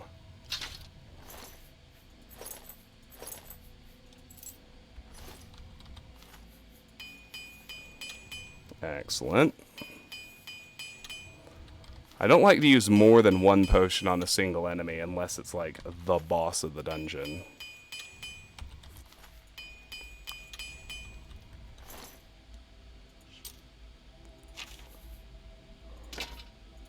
Just because my alchemy is still low enough that damage health ingredients, a pair of damage health ingredients, I should say, is reasonably hard to come by. Nothing ranked up, huh? Nope, blade's still at 50, heavy armor's still at 33. Sneak's at 46 and climbing. I believe I mentioned this during the first stream too. It's a pretty massive relief to have sneak coded correctly like it is in this game. Because it means I don't have to grind it before it's useful. Like, sneak's at 46 and I'm already able to actually do some sneaking as long as I'm careful. You know, that just does not happen in Morrowind. Well, hello, Mr. Rat. one more hit, so take your bites.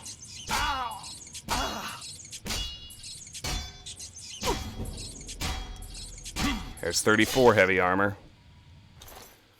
And the big question is, did that change my armor rating? Spoiler alert. The answer's gonna be no. Yep, it's still 8. It's alright, though.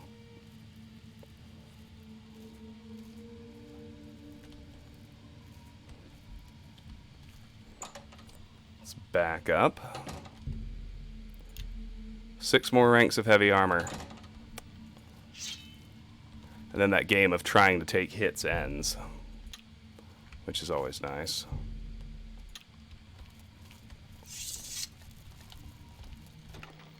We got gold.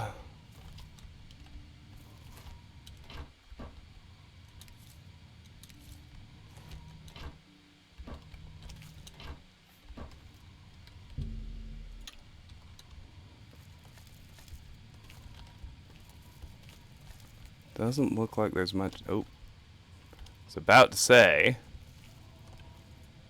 Doesn't look like there's much else up here. And then, of course, right there is what's probably the bandit boss. Judging by his giant two-handed axe, which means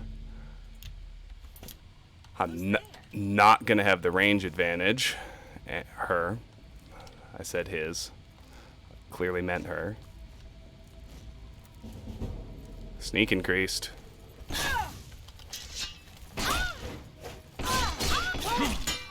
You move like a predator.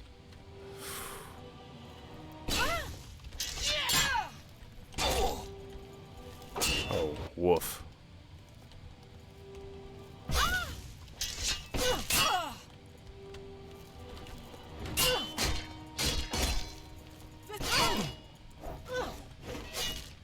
Oh, we got her. 1 potion. Not bad. Iron battle axe. I'm not actually certain she was the boss, but she definitely merited a potion either way.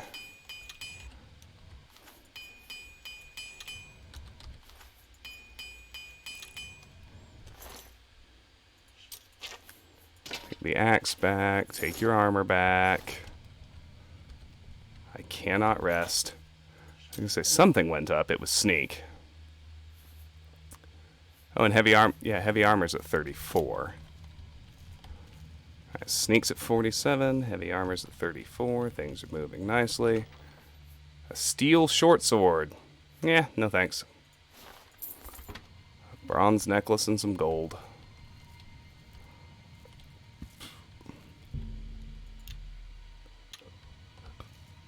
And here's a rat.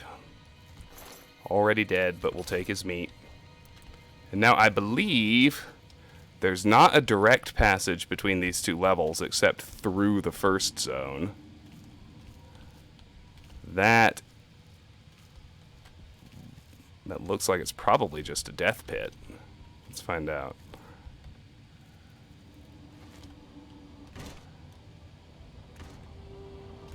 Yep.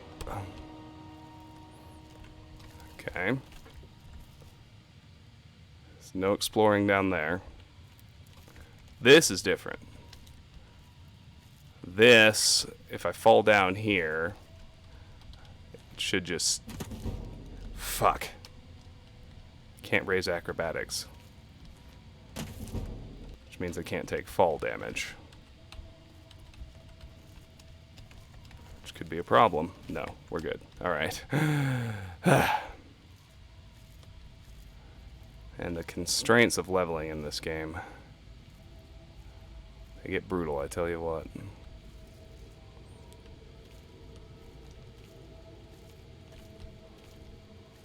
I'd like to get down there instead of having to loop all the way. I'm not sure it's possible. There we go. No fall damage. Made it down. 2 torches. Dead mud crab. Useless. Very easy locked chest. Touch of frenzy. Gold.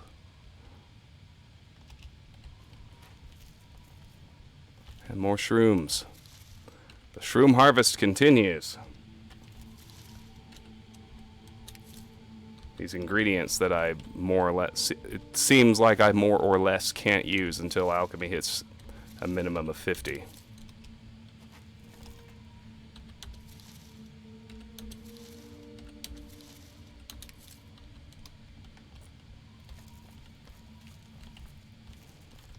Oh, hi. Hi, buddy.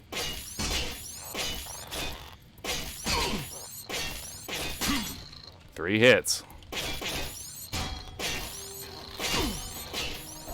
Man. Mud crabs were the weakest enemies in Morrowind. They definitely traded places with the rats in this one. Mud crabs hit like freaking Mack trucks. It's wild. Oh, hello. Little mini mushroom. I almost missed you.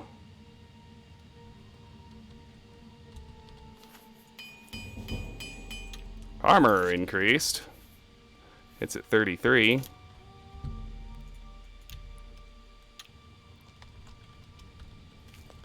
Apparently, there's at least one more enemy through here. Let's go.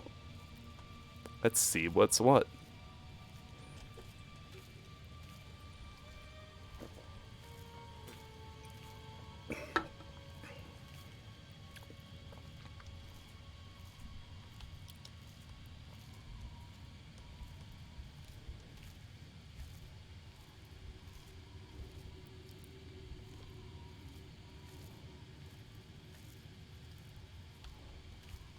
It's a rat! Hey, buddy.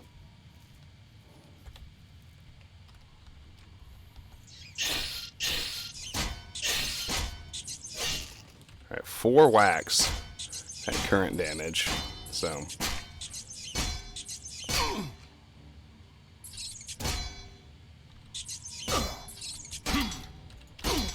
Oh no. Oh no.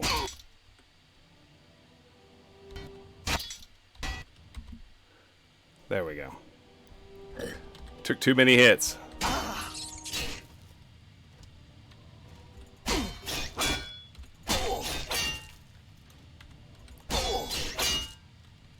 That was horrendous. Sorry, guys. Sorry about that little fudge. I made a bad save. And I did not want to start the whole zone over. Alright, well, that appears to be it for Sinkhole Cave. Let's keep going.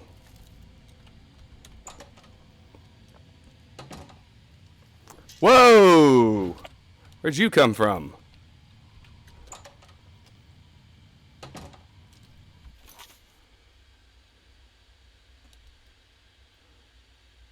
We have a fresh bandit out here. It looked like he had a dog with him too. Looks like he has a big bad melee weapon. So we will definitely want to poison him.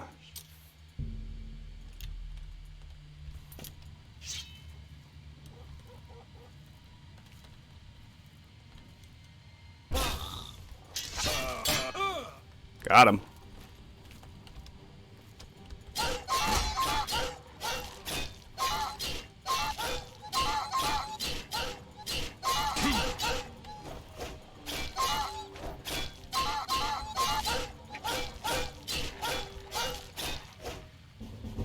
Hey, blade increased.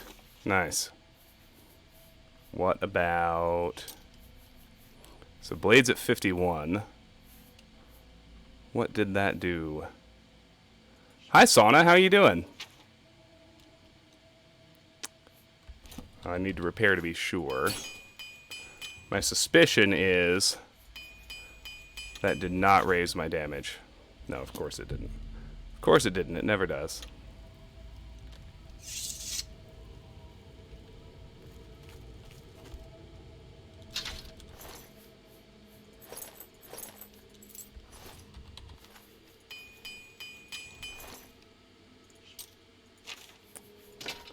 Give his stuff back. You sold your car? That is a big deal. Was there sentimental value there? How do you feel about it now that the sale is done? Alright, that's it for Sinkhole Cave. Sorry about fucking up on that rat, guys. I made a bad save. I made a very bad save. Okay, so now I didn't find anything in there ingredient-wise except Cairn Bullet. So we're not going to make any alchemy progress right now. It's annoying, but it's okay. Found a few things to sell off at least. And we made some skill progress. That's always good too. Alright. Door to the abandoned shack. This is where I'm keeping stuff. Here at the outset. Have those arrows. Have those arrows. I'll sell that. I'll sell that.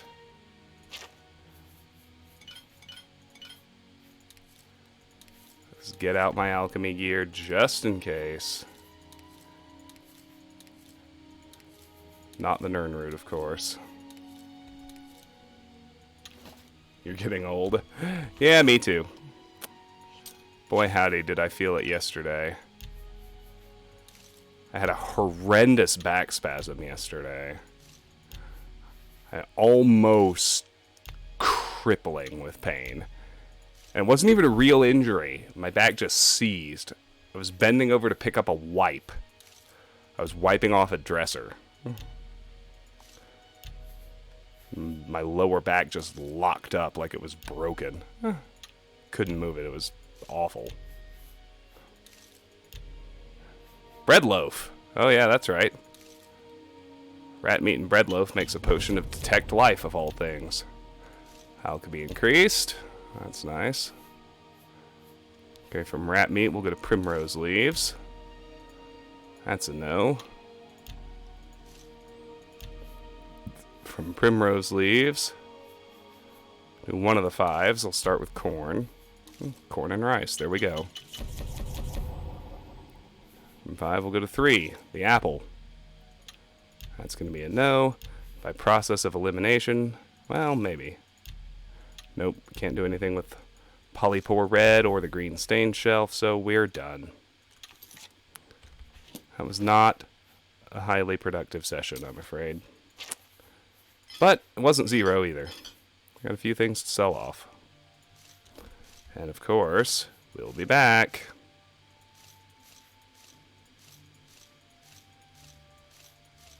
I have 64 Wisp Stalk caps.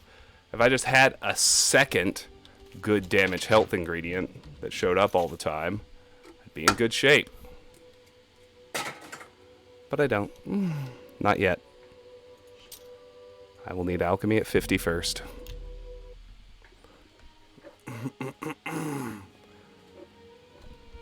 Yeah, I just got the title certificate to my car a couple of months ago. I finally finished off paying the loan.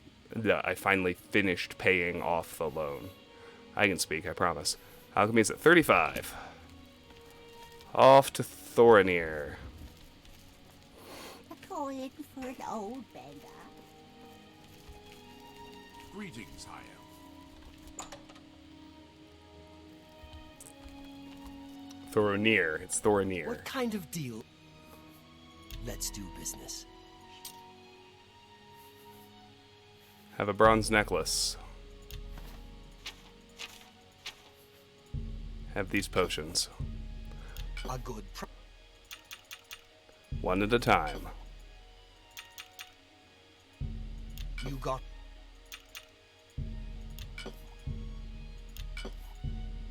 That's a good deal. Have that. Have these torches.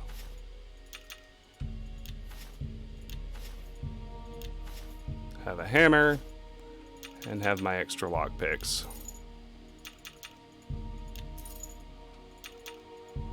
That's... Thank you.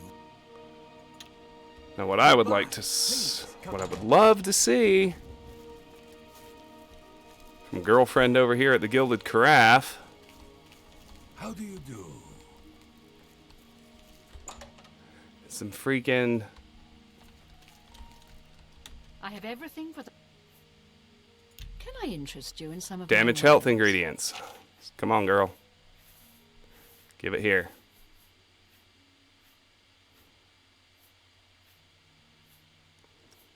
Alright, some of her stock has changed. Does any of it damage health? That is the question. 2 poisons isn't much. It's not much.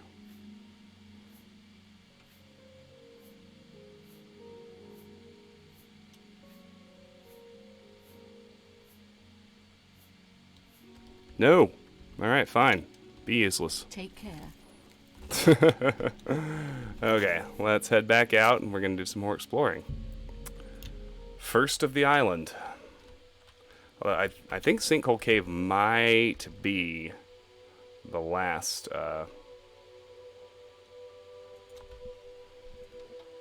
spot to actually explore. So we'll hit the north exit of the Imperial City sewers. We'll get a couple more Nern route. And then, yeah, we will have fully made our circle. So I'm just going to go get those last 2 Nern route. Kill anything else on the island. Then we're going to start exploring the actual city. Ha ha! I find it hilarious when this happens. Slaughter fish out of water.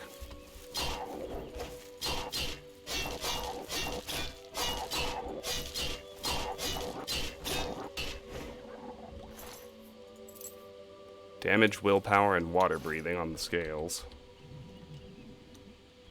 Ugh. I hate it when it's like, oh, the repair hammer you sold was actually the one you had hotkeyed. So we disabled your hotkey. That was stupid. Alright, here we go. Oof.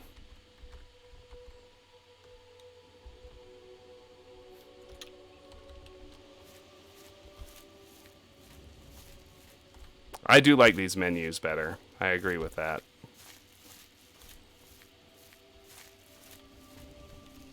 I mean, compared to Morrowind, these are also, to use your term, console-driven crap. But I think they did take that a notch further in Skyrim.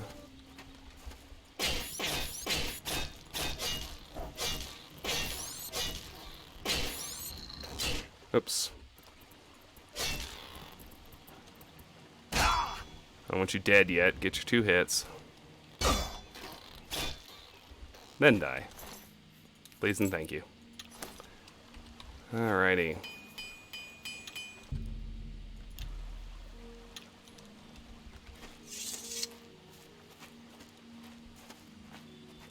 Morrowind is a fine piece of Windows XP coding.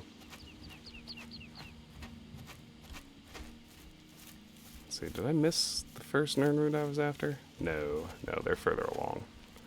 Alright, we're going to complete our circuit of the island. There are no more dungeons or caves to explore on here. Which means, to me at least, this is an excellent time to explore the Imperial City. And that's going to be one hell of a project. It'll require a good bit of sneaking. I may have to take it in chunks. We'll see what we can do. Hi, Alex. Here is the north exit of the Imperial City sewers. So we could start exploring the sewers from out here if we were really inclined to do so. I'm not. There are actually there's some quests that take place within the sewers, at least in particular sections. So, clams. Ooh, pearls. I mean, it's just a little bit of gold, but it's better than nothing. It's not not alchemically active. like they were in Morrowind. Cheap wine. Gate to the North Tunnel. The hard lock. Well, what do you guys think? Can I do a hard lock? I bet I can.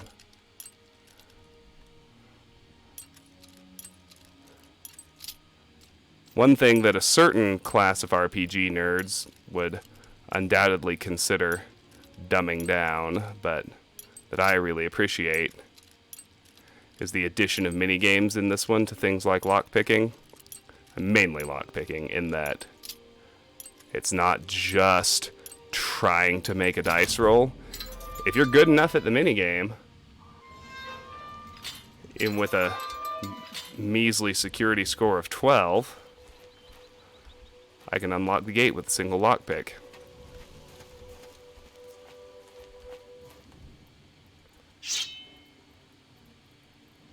I just get better. Nirnroot. Alright. We aggroed 2 crabs at once. It was kind of unavoidable. Let's kill the first one. And we'll let the second one take the 2 whacks. Try and get a little increment on heavy armor. That's it.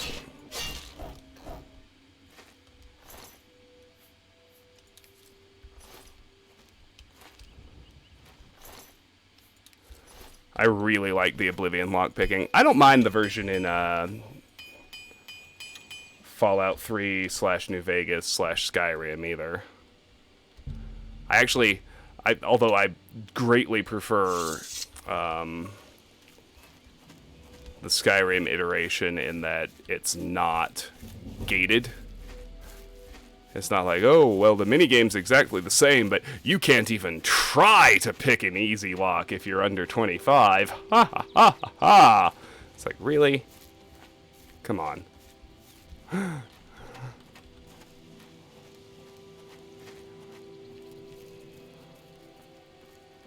I always appreciate being able to make the attempt and just getting better as you raise your skills. I think that's much better game design in general than hard gates. I don't mind a hard skill check every now and then. Like, the kind of thing you see in New Vegas is fine with me.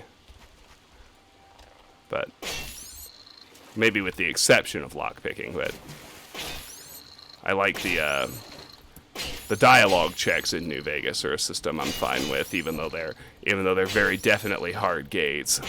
I don't mind it. But like, oh, your lockpicking's too low to even try. It's like, oh, come on.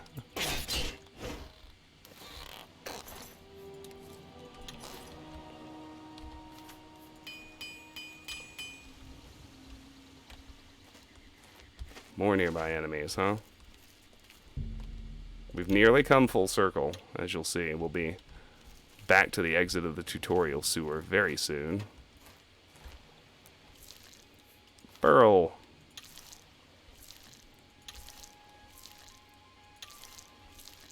We're also in way better shape than we were.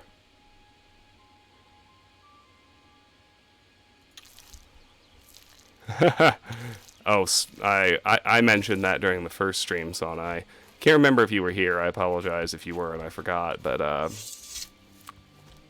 when it was actually during the opening cutscene.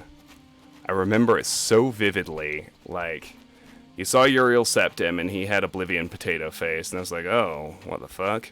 And then you heard Patrick Stewart's voice, and you're like, okay, that's pretty cool. That's Patrick Stewart. That's Jean-Luc Picard. And then you see, like, the dream of Oblivion that he's narrating, and I mean, it looks okay, but it's like, it looks like super stylized and super cutscene-y, and it's like, well, uh-oh. I was told this was going to be a really, really good-looking game, but then it has that cut when the camera, like, pans over the Imperial City, and you actually see Cyrodiil for the first time.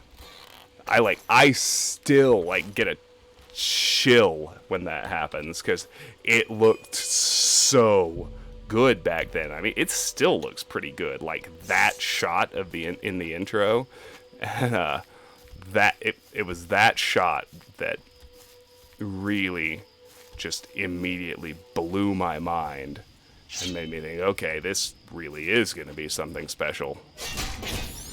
Hey, hey! Heavy armor rank up. Nice. Come here, you. This is how it's done. The other way is to lower the difficulty, but that's unacceptable. We don't do that around these parts. Okay. Armor and heavy armor both went up. Armor rating is still at 8. Armor is at 34. Heavy armor is at 35. 5 ranks to go. And looky here.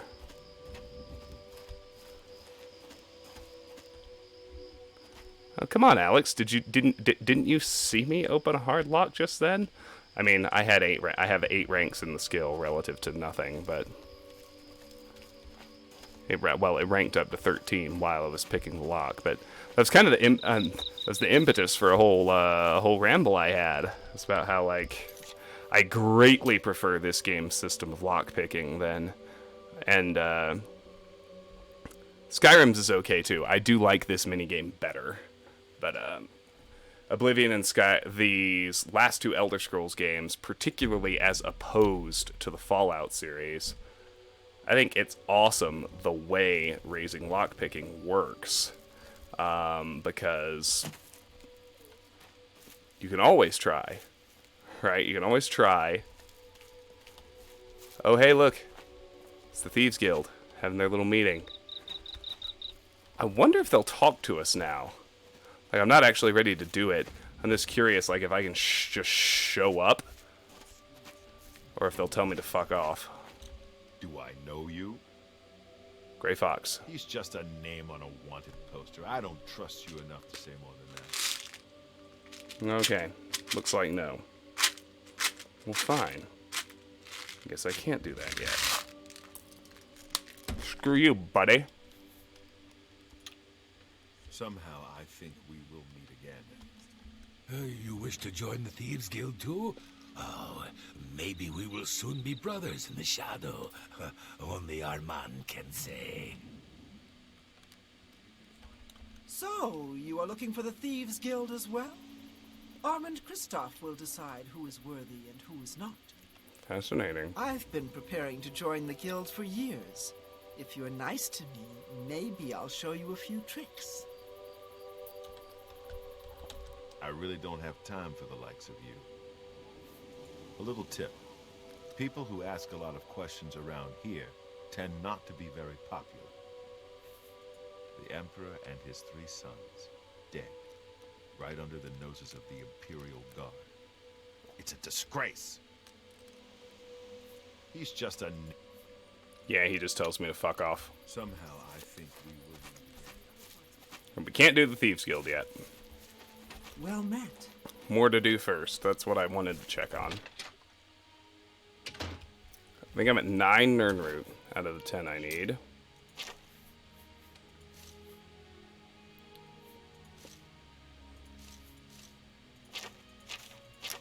Okay. Well, on that note, I suppose we can fast travel. I think a good spot is here to the Chestnut Handy Stables. And we'll start exploring the city. Starting with the stables.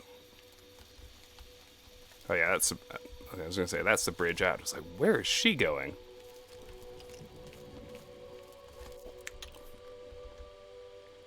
Alright, here we go.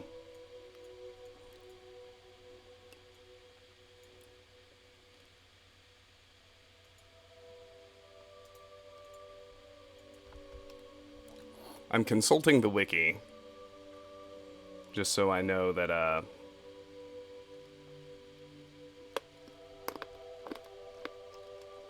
we're not missing anything.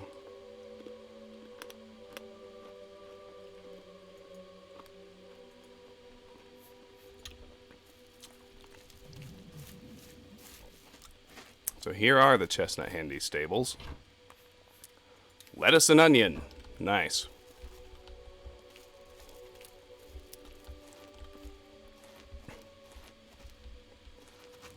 Horses all over the place. Good to see you.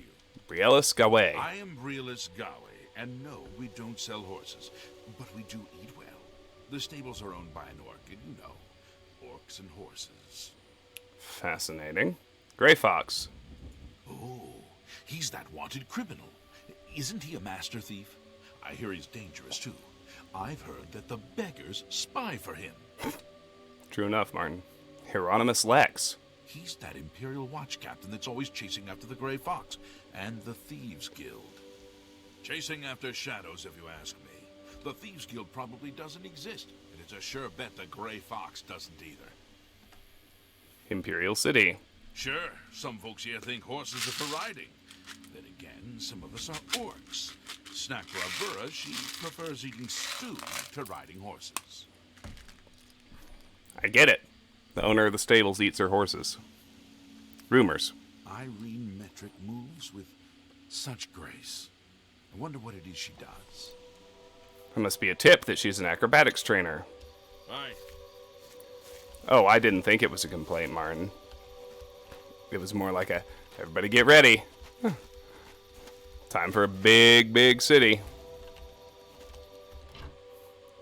Cheese wedge, corn.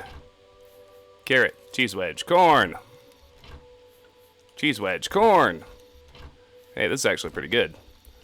I'm gonna rack up on restore fatigue potions, just looting everybody's food scraps. Restore fatigue potions will increment alchemy up slowly but surely. Once I hit 2,000 gold, I can... That's not actually an entrance. Stables are open. I wonder if horses eat cheese wedges and corn. Restita Statlilia. Yeah. Brestita Statlilia. I work at the Chestnut Handy Stables. Have you seen our horses wandering around? No? Okay. It's just that they're missing. I have no idea what you can feed horses. Imperial City. We stable horses for folks in the Imperial City. We'd sell horses too, except we can't seem to keep track of them. Uh-oh. Good day. Hey, Mortalius, how's it going? Okay, see? I need the potato and the rice. Oh, sneaking is just so much better in this game.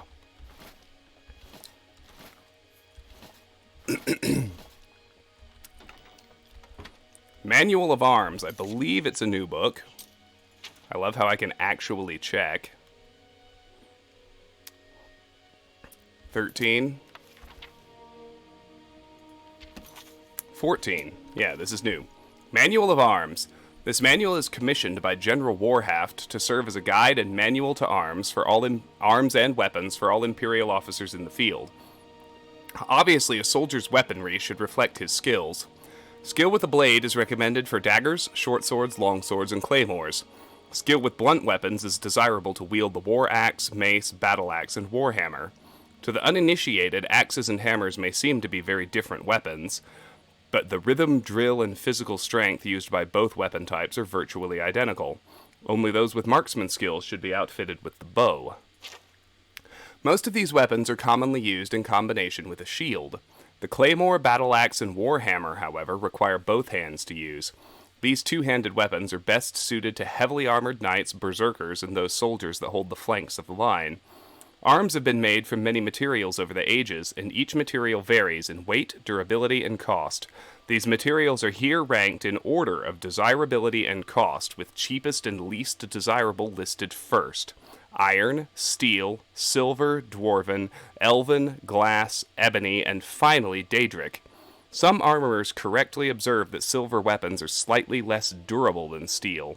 Nonetheless, its unique ability to affect ghosts, wraiths, and certain types of Daedric creatures is undisputed. Bows can be made with laminated cores of the same materials. This provides a higher tensile strength and therefore greater power on the draw. The materials used in the arrow, particularly in the arrowhead, can affect its mass and penetration.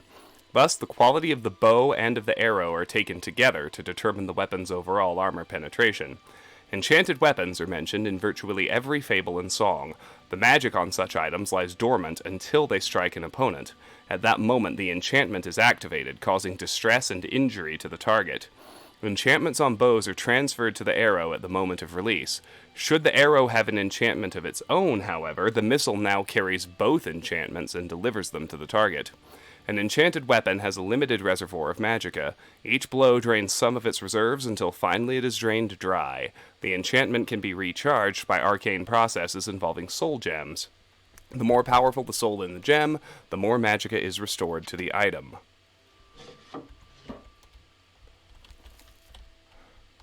I'm actually kind of in the business of not ranking up Sneak right now.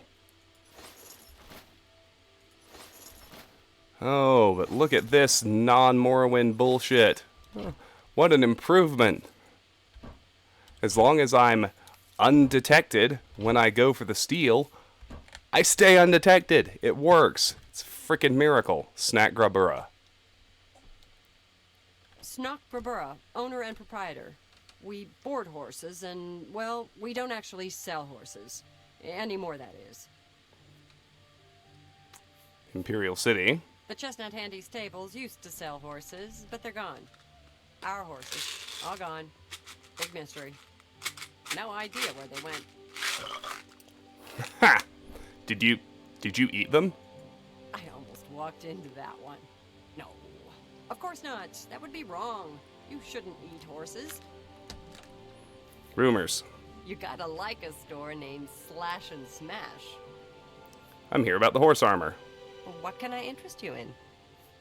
I want horse armor, and a horse, too. You've got to be kidding. I'll take any horse, I'm not fussy. Let's see what we've got here. Horse armor note removed. Hey, I got a free horse, too! That was totally worth the $1.99 they charged for horse armor back in the day. Oh man, quest completed. Although I had no horse, Snack Grabura outfitted her old nag with steel armor and gave it to me free of charge. From now on, she will outfit any legally owned horse that I bring to her with steel or elven armor for 500 gold. Amazing. Just like that, we completed a quest! Ha ha!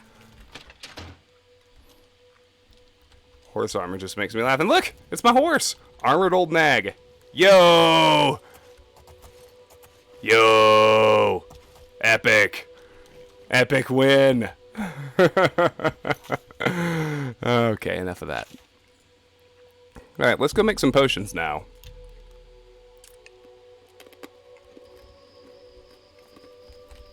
Now, I bet the armored old nag is a great horse.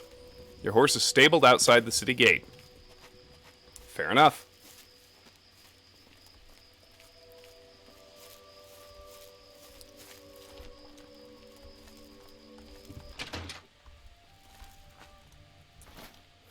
Main thing is... Main hell. Oh! I do have some pearls and lockpicks to sell. That's not a big deal. I'll do it the next time. I also have potions to sell, which is hopefully going to be soon. All the stuff I just found.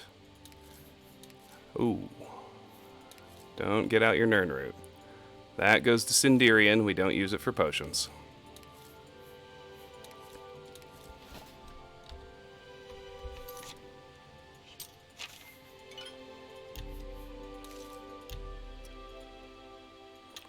Nothing to do with all that Karen Ballette. Not yet. Scales! I made a potion with my wisp stalks. Hooray. Wisebot, way to be! What was it, Big Follows? It's almost always Big Follows. Wisebot's got that shit on lock. I love it.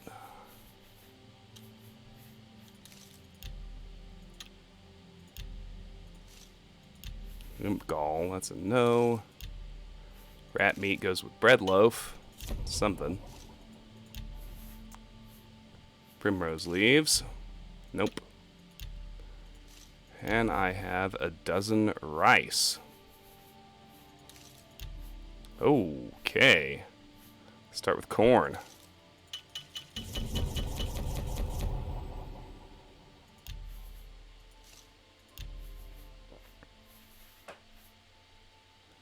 I have 4 rice. I have 5 flour.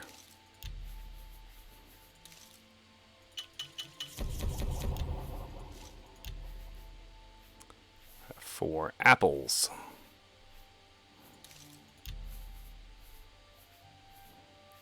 3 cheese wedge.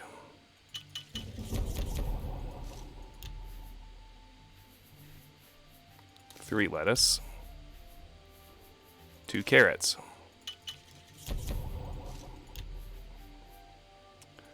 2 red polypores. Hey, they go with potato to make potions of shield. That's neat. Green stain goes with lettuce for restore luck. Nice. I got 2 onions. Which can go with an apple and flour. And of course, the grapes get left out for now. But put our stuff away. We got lots of potions to sell. That's how we move things along, right? Right? Right. How are you? Let's go to the market first.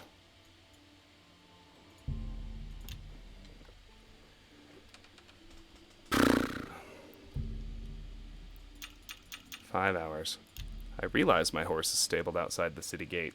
Thanks for telling me again, game.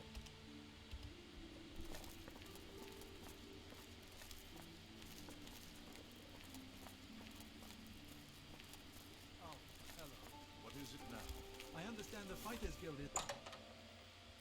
I understand the Fighters Guild is looking for new members. Kind of deep. It might be new recruits. Have Can't a look remember around. which. You won't find better prices. All right, in all Duder. Tamriel. Have some potions. Can keep my 2 damage healths. Sell the rest of this stuff. A good.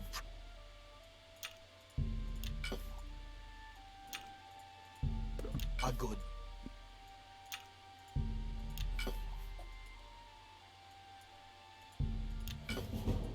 Mercantile increased. You drop. That's.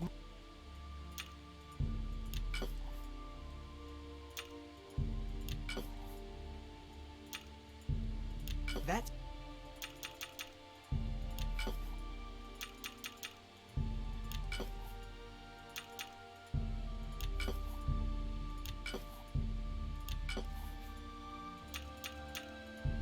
A good.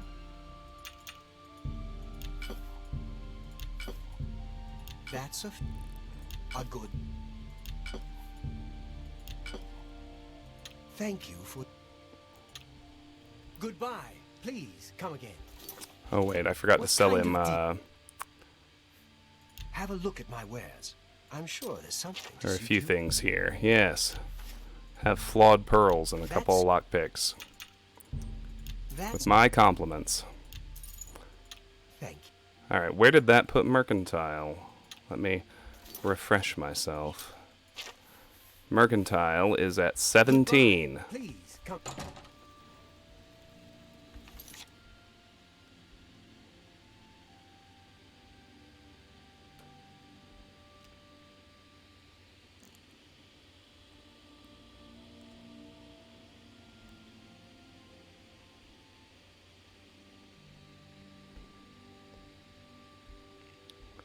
Alrighty. Now then, back to the stables. This time, we're going to proceed into the city. What is it, citizen? Imperial Legion soldier, We're here to serve. Grey Fox. He's that thief that the Imperial Watch are always going on about. He likes to steal from rich folk. Hieronymus Lex. Yeah, I've heard of him. Isn't he a soldier or a guardsman in the Imperial City? Rumors. There's been some terrible trouble at the chapel in Anvil. All of Debella's priests and priestesses.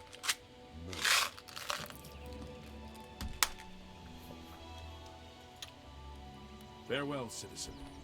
Alright. The Talos Plaza district is first. Let's see what we got here.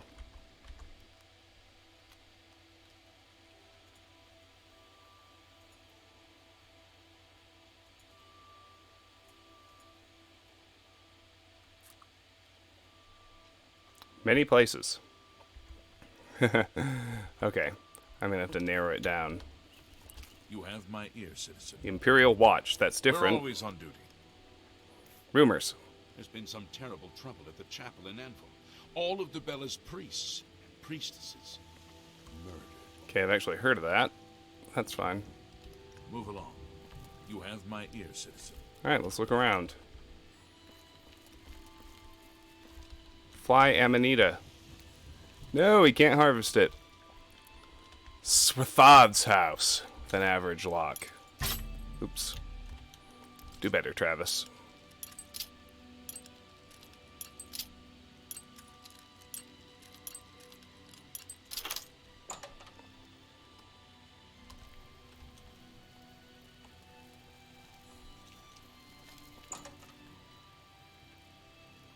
He left. He looked mad. But not that mad.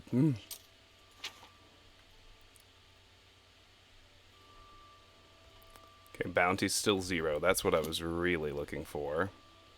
Wait. Keep that shit paused. Alright, Swathod's house. It's the first one we're checking out. Let's have a look.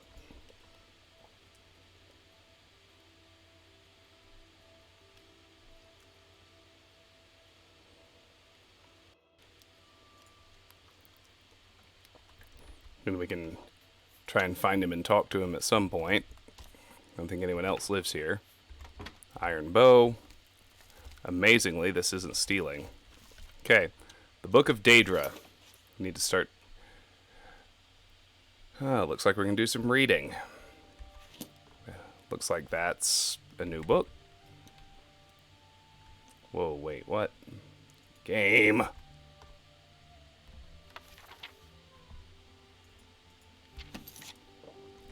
Or is it incrementing every time? Oh no, it's incrementing every time. Never mind, I can't use that. Well, don't worry, I know we haven't read this one. These are excerpts from this lengthy tome describing the nature of each of the Daedra. Azura, whose sphere is dusk and dawn, the magic in-between realms of twilight, known as Moonshadow, Mother of the Rose, and Queen of the Night Sky.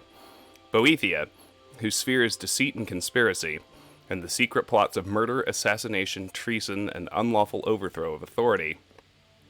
Clavicus File, whose sphere is the granting of power and wishes through ritual invocations and pact. Hermaeus Mora, whose sphere is scrying of the tides of fate, of the past and future as read in the stars and heavens, and in whose dominion are the treasures of knowledge and memory. Hircine, whose sphere is the hunt, the sport of Daedra, the great game, the chase, known as the huntsman and the father of man-beasts. Malakath, whose sphere is the patronage of the spurned and ostracized, the keeper of the sworn oath and the bloody curse.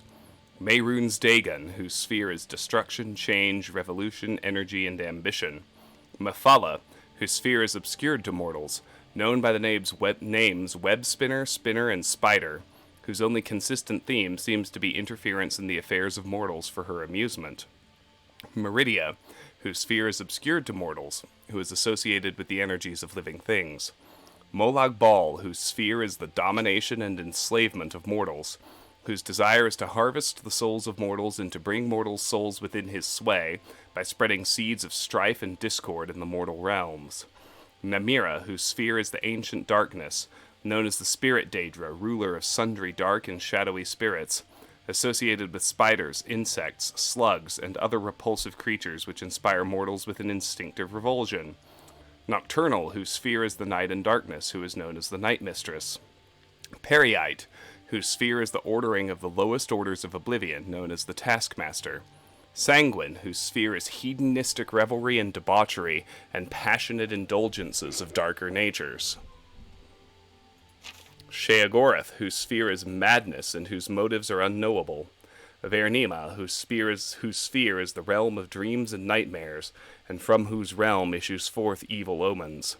Especially marked for special interest under the heading Malakath, you find a reference to Scourge, blessed by Malakath and dedicated to the use of mortals. In short, the reference suggests that any Daedra attempting to invoke the weapon's powers will be expelled into the void streams of Oblivion. Of the legendary artifacts of the Daedra, many are well known, like Azura's Star and Sheogorath's Wabbajack. Others are less well known, like Scourge, Makan's Hammer, Bane of Daedra.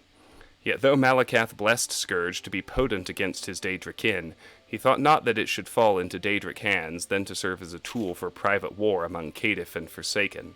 Thus did Malakath curse the device, such that should any dark kin seek to invoke its powers, that a void should open and swallow that Daedra, and purge him into Oblivion's void streams, from thence to pathfind back to the real and unreal worlds in the full order of time. Frontier, Conquest, and Accommodation, A Social History of Cyrodiil. University of Gwylem Press, 3rd Era, 344. Historians often portray the human settlement of Tamriel as a straightforward process of military expansion of the Nords of Skyrim. In fact, human settlers occupied nearly every corner of Tamriel before Skyrim was even founded. These so-called Nedic peoples include the Proto-Cyrodiilians, the ancestors of the Bretons, the Aboriginals of Hammerfell, and perhaps a now-vanished human population of Morrowind. Strictly speaking, the Nords are simply another of these Nedic peoples, the only one that failed to find a method of peaceful accommodation with the elves who already occupied Tamriel. Ysgramor was certainly not the first human settler in Tamriel. In fact, in fleeing civil war in Atmora, as the Song of Return states, Ysgramor was following a long tradition of migration from Atmora. Tamriel had served as a safety valve for Atmora for centuries before Ysgramor's arrival. Malcontents, dissidents, rebels, landless younger sons all made the difficult crossing from Atmora to the new world of Tamriel. New archaeological excavations date the earliest human settlements in Hammerfell, High Rock, and Cyrodiil at ME 800 to 1000, centuries earlier than Ysgramor, even assuming that the 12 Nord kings prior to Harold were actual historical figures. The Nedic peoples were a minority in a land of elves and had no choice but to live peacefully with the elder race. In High Rock, Hammerfell, Cyrodiil, and possibly Morrowind, they did just that, and the Nedic peoples flourished and expanded over the last centuries of the Merethic era. Only in Skyrim did this accommodation break down, an event recorded in the Song of Return. Perhaps, being close to reinforcements from Atmora, the Proto-Nords did not feel it necessary to submit to the authority of the Skyrim elves. Indeed, the Ordly Nord chronicles note that under King Harold, the first historical Nord ruler, 1st Era 113 to 221, the Atmoran mercenaries returned to their homeland following the consolidation of Skyrim as a centralized kingdom. Whatever the case, the pattern was set. In Skyrim, expansion would proceed militarily, with human settlement following the frontier of conquest, and the line between human territory and elven territory was relatively clear. But beyond this zone of conflict, the other Nedic peoples continued to merge with their elven neighbors. When the Nord armies of the First Empire finally entered High Rock and Cyrodiil, they found Bretons and Proto-Cyrodiils already living there among the elves. Indeed, the Nords found it difficult to distinguish between elf and Breton. The two races had already intermingled to such a degree. The arrival of the Nord armies upset the balance of power between the Nedic peoples and the elves. Although the Nords' expansion into High Rock and Cyrodiil was relatively brief, less than 2 centuries, the result was decisive. From then on, power in those regions shifted from the elves to the humans. Manual of Spellcraft, an introductory text. The beginning spellcaster. The most powerful mages in Tamriel were once beginners. They all had similar early experiences. Exposure to magic kindled an interest and or unlocked some latent ability, followed by years of hard work. These intrepid souls honed their skills, learned new spells, and vigorously trained their minds and bodies to become the formidable figures they were known as during their later lives. The Mages Guild of Tamriel has long been the first stop on a long road to knowledge and power for many individuals. Providing magical services to the general public, the Guild offers a wide variety of spells for purchase, and is recommended as a first stop for any aspiring spellcaster. Independent dealers may be found, though their selection of spells is often not as comprehensive as that of the Mages Guild.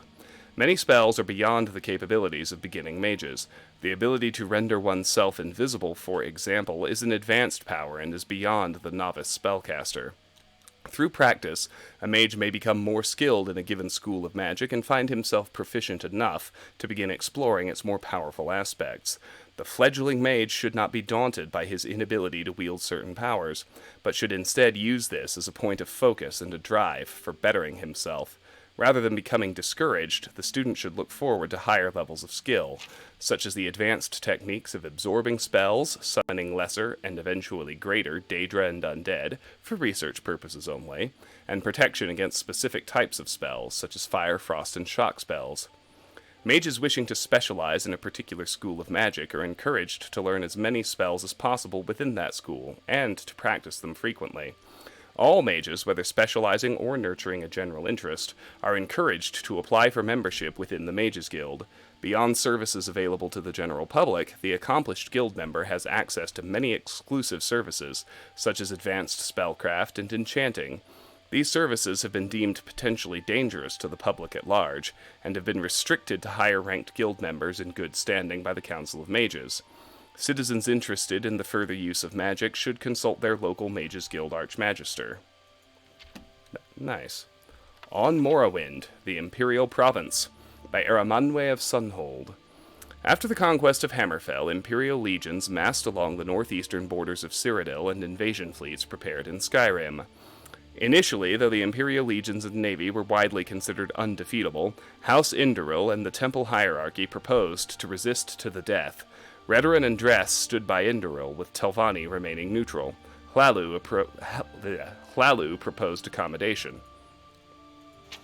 Contrived border incidents in Black Marsh ended inconclusively, but the swampy terrain did not favor Legion and Navy coordination.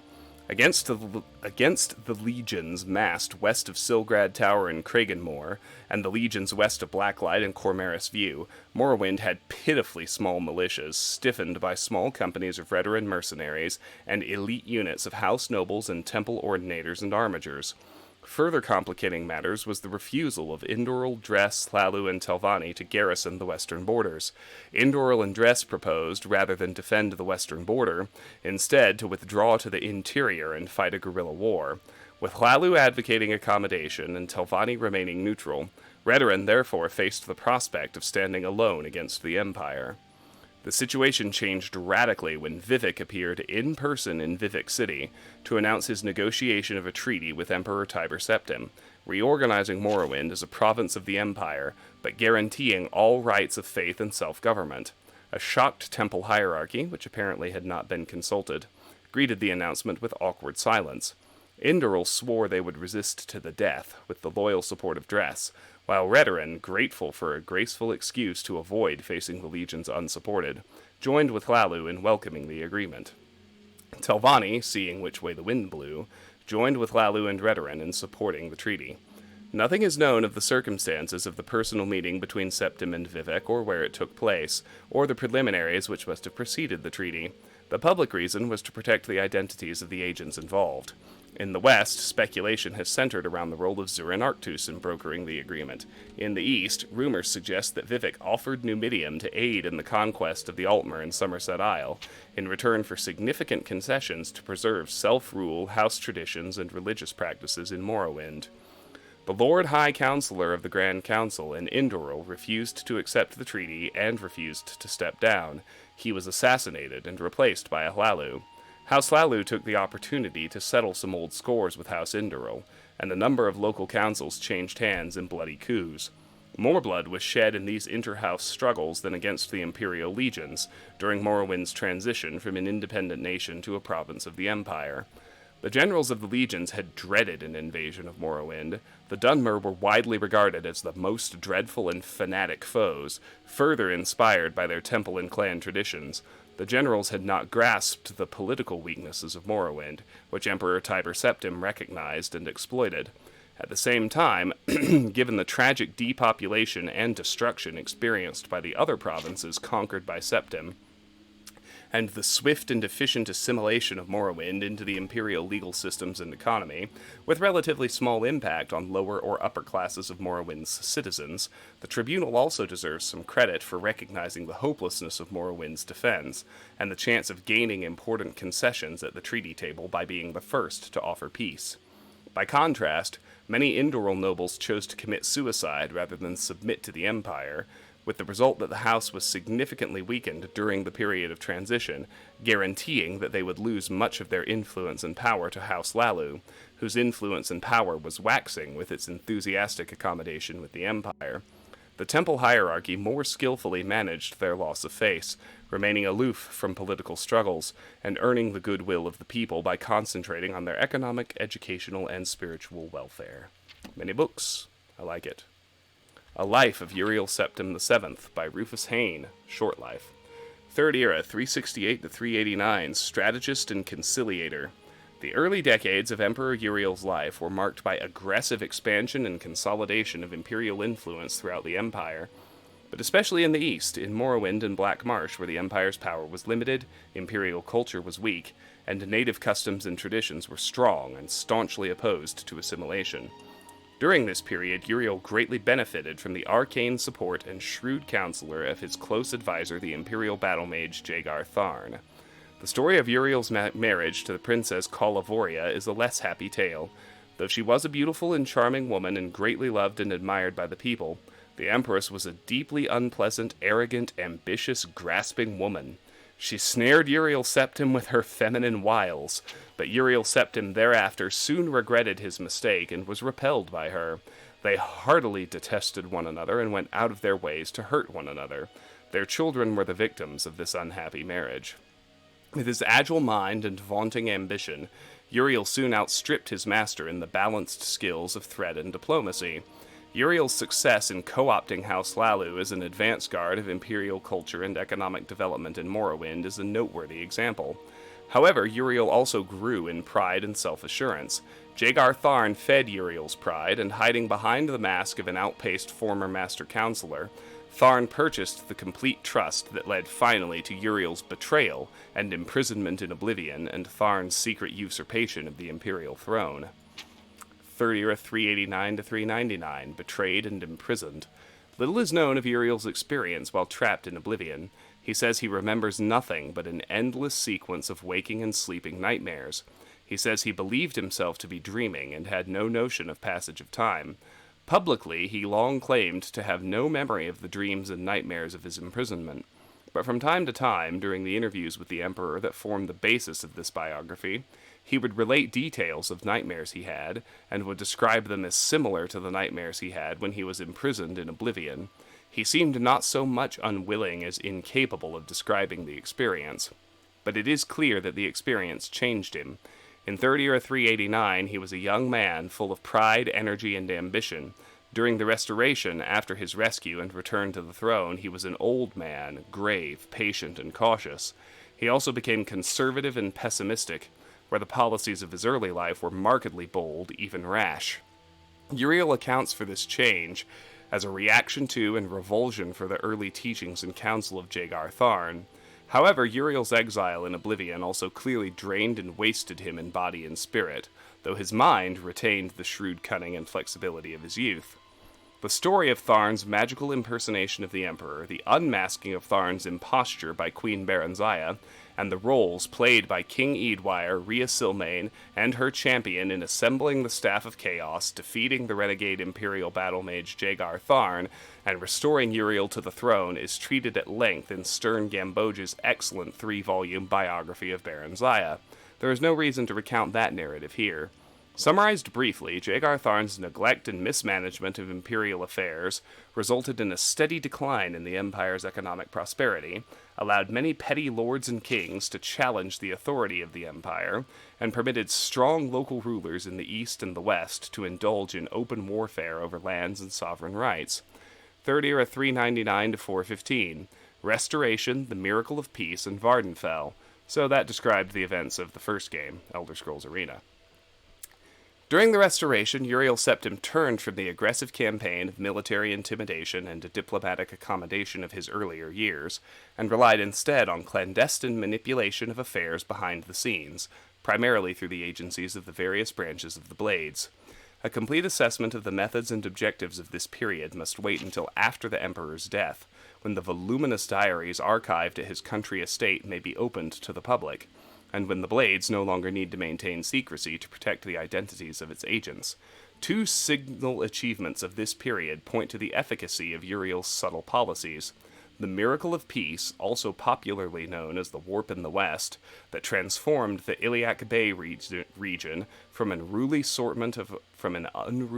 assortment of warring petty kingdoms into the well-ordered and peaceful modern counties of Hammerfell, Sentinel, Wayrest, and Orsinium, and the colonization of Vardenfell, presided over by the skillful machinations of King Helseth of Morrowind and Lady Baronziah, the Queen Mother, which brought Morrowind more closely into the sphere of imperial influence. 30 or 415 to 430. The Golden Peace, King Helseth's Court, and the Nine in the East. Following the Miracle of Peace, best described in Per Vetterson's Daggerfall: A Modern History, the Empire entered a period of peace and prosperity comparable to the early years of Uriel's reign. With the Imperial Heartland and West solidly integrated into the Empire, Uriel was able to turn his full attention to the East, to Morrowind. So, that sort of describes the events of the second game. Doesn't really talk much about what you actually did. Exploiting conflicts at the heart of Morrowind's monolithic tribunal religion and the long-established Great House system of government, and taking advantage of the terrible threat that the corrupted divine beings at the heart of the tribunal religion presented to the growing colonies on Vardenfell, Uriel worked through shadowy agents of the Blades and through the court of King Helseth and Mournhold to shift the center of political power in Morrowind from the Great House councils to Helseth's court, and took advantage of the collapse of the orthodox tribunal cults to establish the Nine Divines as the dominant faiths in Hlaalu and Vardenfell districts.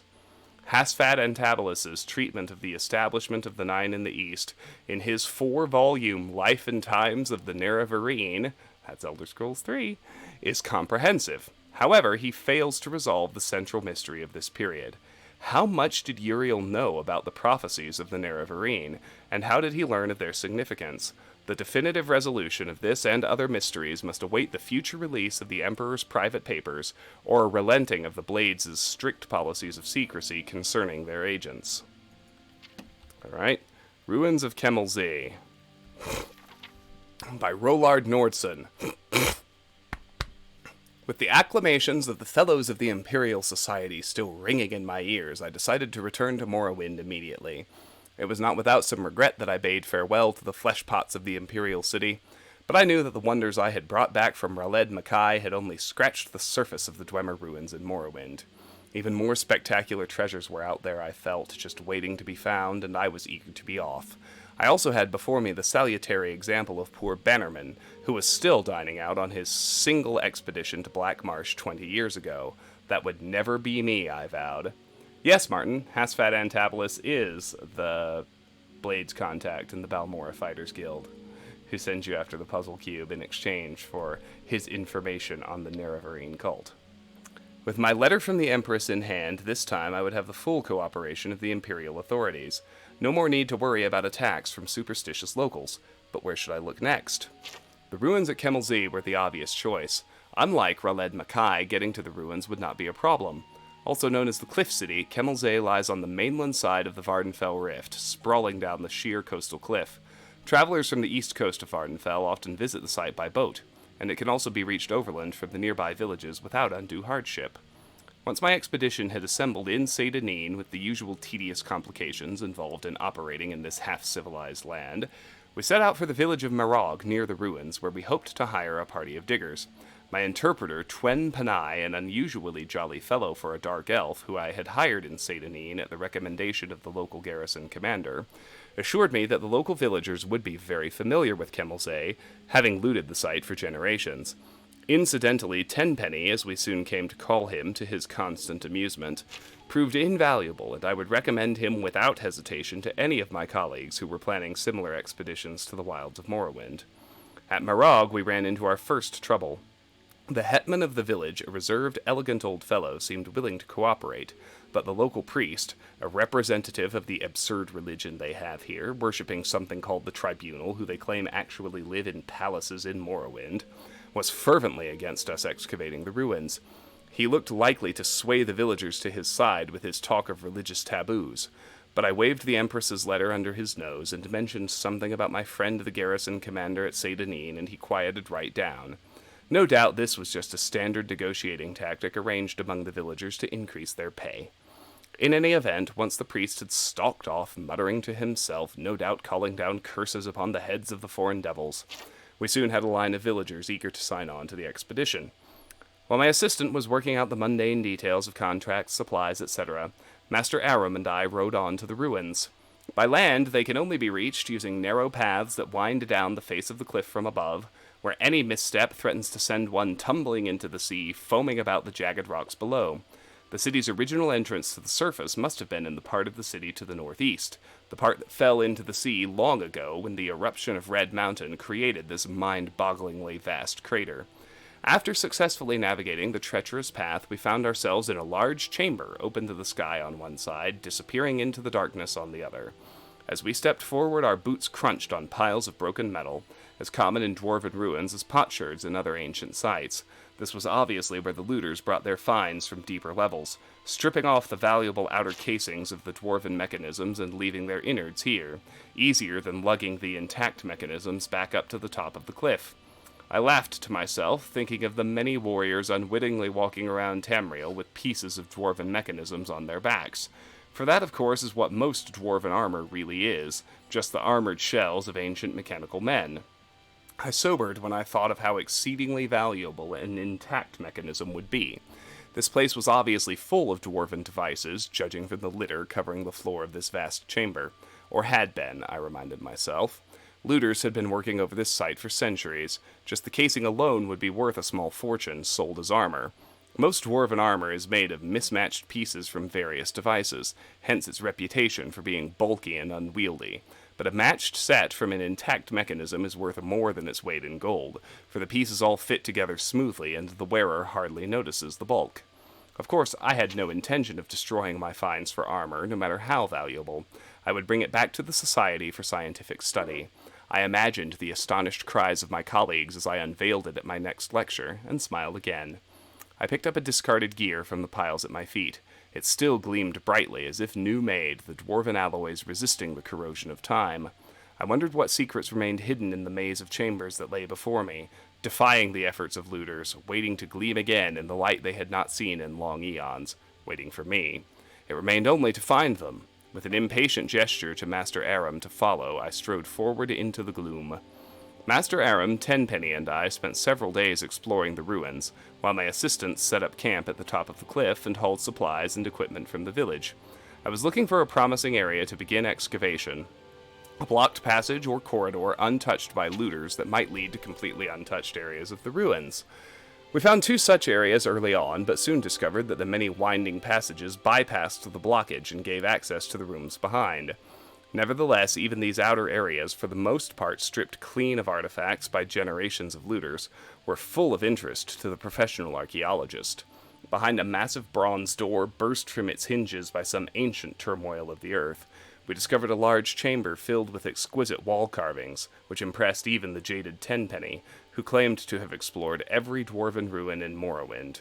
They seemed to depict an ancient ritual of some kind, with a long line of classically bearded dwarven elders processing down the side walls, all seemingly bowing to the giant form of a god carved into the front wall of the chamber, which was caught in the act of stepping forth from the crater of a mountain in a cloud of smoke or steam.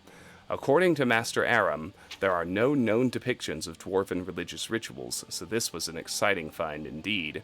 I set a team to work prying the carved panels from the wall, but they were unable to even crack the surface. On closer examination, the chamber appeared to be faced with a metallic substance with the texture and feel of stone, impervious to any of our tools. I considered having Master Aram try his blasting magic on the walls, but decided that the risk of destroying the carvings was too great. Much as I would have preferred to bring them back to the Imperial City, I had to settle for taking rubbings of the carvings. If my colleagues in the society showed enough interest, I was sure a specialist could be found, perhaps a master alchemist, who could find a way to safely remove the panels. I found another curious room at the top of a long winding stair, barely passable due to the fall of rubble from the roof. At the top of the stair was a domed chamber with a large ruined mechanism at its center. Painted constellations were still visible in some places on the surface of the dome. Master Aram and I agreed that this must have been some kind of observatory, and the mechanism was therefore the remains of a dwarven telescope. To remove it from ruins down the narrow stairway would require its complete disassembly, which fact no doubt had preserved it from the attention of looters. So I decided to leave it in place for the time being. The existence of this observatory suggested, however, that this room had once been above the surface. Closer examination of the structure revealed that this was indeed a building, not an excavated chamber. The only other doorways from the room were completely blocked, and careful measurements from the top of the cliff to the entry room and then to the observatory revealed that we were still more than 250 feet below the present ground level, a sobering reminder of the forgotten fury of Red Mountain. This discovery led us to focus our attentions downward. Since we now knew approximately where the ancient surface lay, we could rule out many of the higher blocked passages. One wide passage, impressively flanked with carven pillars, particularly drew my interest. It ended in a massive rockfall, but we could see where looters had begun and then abandoned a tunnel through this debris. With my team of diggers and Master Aram's magery to assist, I believed we could succeed where our predecessors had failed. I therefore set my team of dark elves to work on clearing the passage, relieved finally to be beginning the real exploration of Kemelzay. Soon, I hoped, my boots would be stirring up dust that had lain undisturbed since the dawn of time. With this exciting prospect before me, I may have driven my diggers a bit too hard. Tenpenny reported that they were beginning to grumble about the long days, and that some were talking of quitting. Knowing from experience that nothing puts heart back into these dark elves like a taste of the lash, I had the ringleaders whipped and the rest confined to the ruins until they had finished clearing the passageway. Thanks Stendar for my foresight in requisitioning a few legionnaires from Seydanine. They were sullen at first, but with the promise of an extra day's wages, when they broke through, they soon set to work with a will. While these measures may sound harsh to my readers back in the comforts of civilization, let me assure you that there is no other way to get these people to stick to a task. The blockage was much worse than I had first thought, and in the end it took almost 2 weeks to clear the passage. The diggers were as excited as I was when their picks finally broke through the far end into emptiness, and we shared a round of the local liquor together, a foul concoction in truth, to show that all was forgiven. I could hardly restrain my eagerness as they enlarged the hole to allow entry into the chamber beyond. Would the passage lead to entire new levels of the ancient city, filled with artifacts left by the vanished dwarves? Or would it be only a dead end, some side passage leading nowhere? My excitement grew as I slid through the hole and crouched for a moment in the darkness beyond. From the echoing sounds of the stones rattling beneath my feet, I was in a large room. Perhaps very large. I stood up carefully and unhooded my lantern. As the light flooded the chamber, I looked around in astonishment. Here were wonders beyond even my wildest dreams. As the light from my lamp filled the chamber beyond the rockfall, I looked around in astonishment. Everywhere was the warm glitter of dwarven alloys. I had found an untouched section of the ancient city. My heart pounding with excitement, I looked around me. The room was vast, the roof soaring up into darkness beyond the reach of my lamp, the far end lost in shadows with only a tantalizing glimmer hinting at treasures not yet revealed. Along each wall stood rows of mechanical men, intact except for one oddity. Their heads had been ritually removed and placed on the floor at their feet. This could mean only one thing. I had discovered the tomb of a great dwarven noble, maybe even a king. Burials of this type had been discovered before, most famously by Ransom's expedition to Hammerfell, but no completely intact tomb had ever been found, until now. But if this was truly a royal burial, where was the tomb? I stepped forward gingerly, the rows of headless bodies standing silently as they had for eons, their disembodied eyes seeming to watch me as I passed. I had heard wild tales of the curse of the dwarves, but had always laughed it off as superstition. But now, breathing the same air as the mysterious builders of this city, which had lain undisturbed since the cataclysm that spelled their doom, I felt a twinge of fear. There was some power here, I felt, something malevolent that resented my presence. I stopped for a moment and listened. All was silent, except it seemed I heard a faint hiss, regular as breathing. I fought down a sudden surge of panic. I was unarmed, not thinking of danger in my haste to explore past the blocked passage. Sweat dripped down my face as I scanned the gloom for any movement. The room was warm, I suddenly noticed, much warmer than the rest of the labyrinth thus far. My excitement returned. Could I have found a section of the city still connected to a functioning steam grid? Pipes ran along the walls, as in all sections of the city. I walked over and placed my hand on one. It was hot, almost too hot to touch.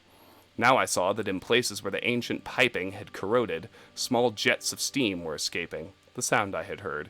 I laughed at my own credulity. I now advanced quickly to the far end of the room, giving a cheerful salute to the ranks of mechanical soldiers who had appeared so menacing only moments before.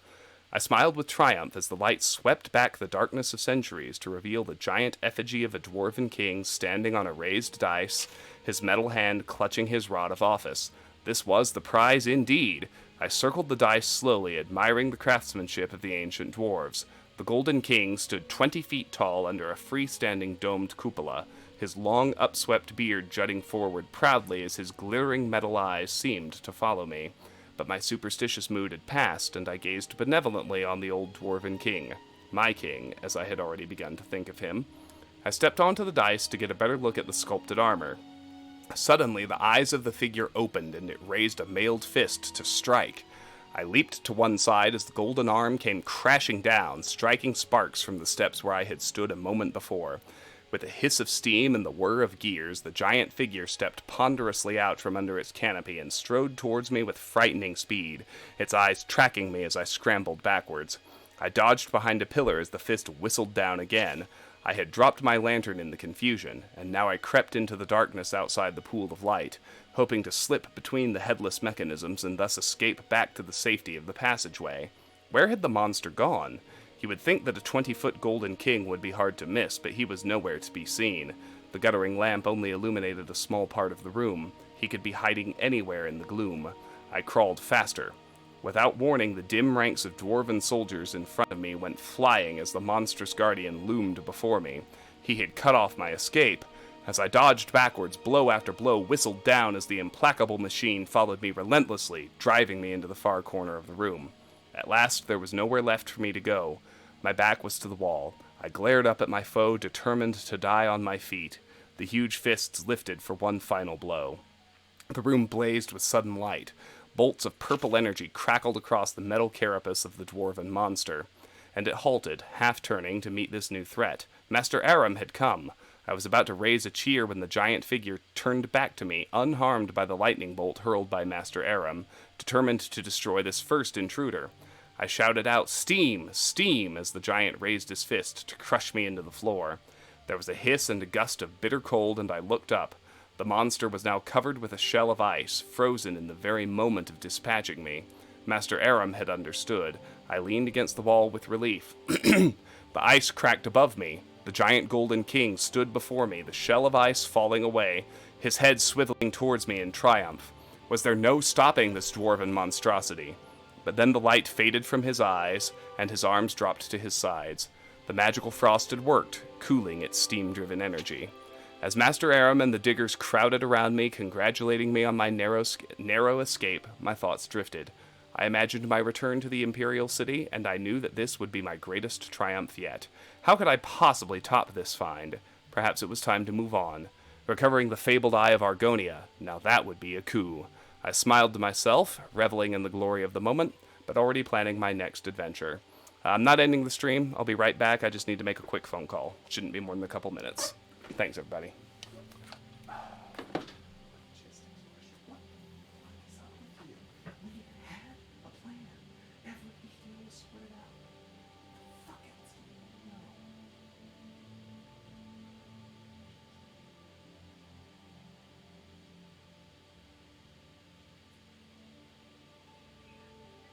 Yeah, what's up?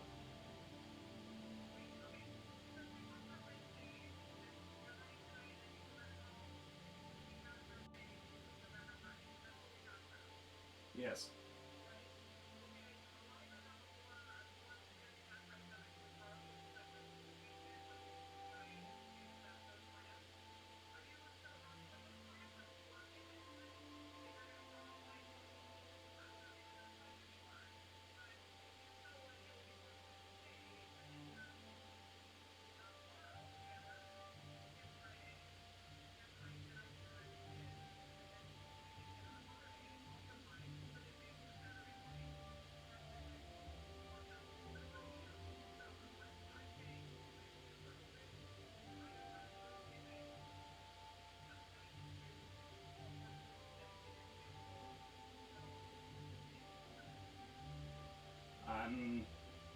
I'm pretty happy with the plans we made, unless there's a compelling reason to change them.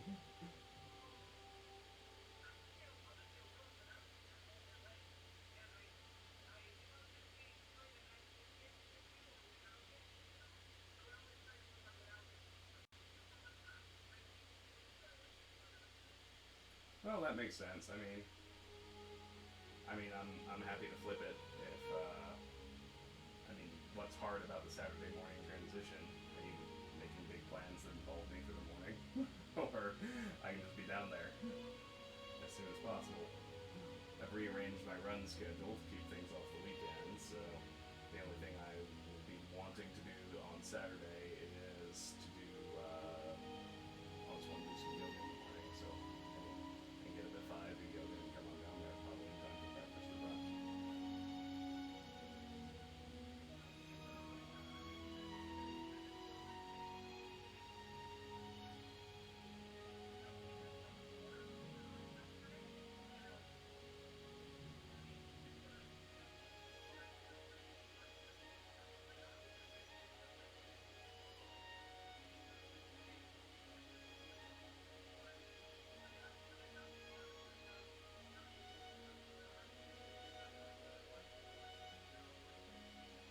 Yeah. No, actually, as I think about it, I prefer that idea. So I'll stay through tomorrow. I'll get home Friday morning, and I'll be back Saturday morning-ish.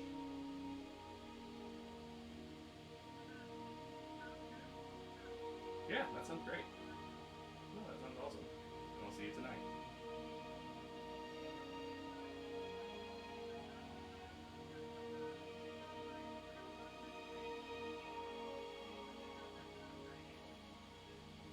Well, then we'll say no.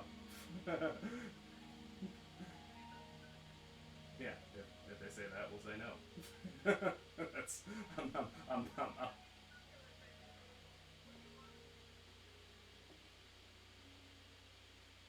Oh, I just lost you completely. Oh, you're back. Can you hear me? Oh, you're gone again. And you're back.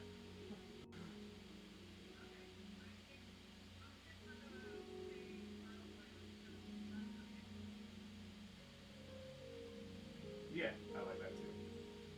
I think that's a better option. So I will see you tonight around 7. I'm planning to come over at about.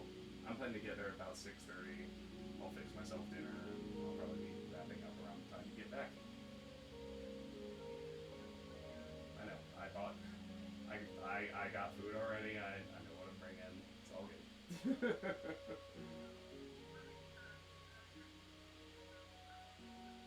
No, not in the least.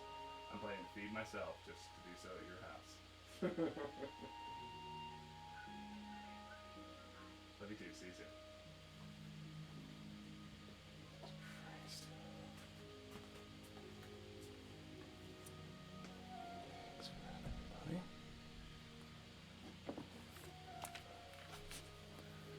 everybody. Thank you for that indulgence, everybody. I appreciate it very much. Hi, Captain Howdy. Oh yeah, there are some long books, and if you're like me, and you're dedicated to consuming all the flavor text, you can spend large chunks of this game reading, but that's just part of the joy for me. Anyway, hello, welcome in, it's good to have you. What's next? Galarian the Mystic. I've already read that one. I know for a fact. Fundaments of Alchemy. This one's new. Often overlooked by aspiring mages, alchemy is a time-honored, rewarding discipline that can change the lives of those who master it. It is difficult and often dangerous to advance one's knowledge of the materials used in alchemical formulas, but continued study and hard work will, in the end, reward the alchemist greatly. Before success can be achieved, or even attempted, the beginning alchemist must understand the basic principles behind his craft. Many items in our world, mostly organic in nature, can be broken down into more fundamental essences with magical properties. The more skilled the alchemist, the more properties of an ingredient that can be harnessed. Combining the essences of 2 or more ingredients can result in the creation of a potion, which anyone may then drink.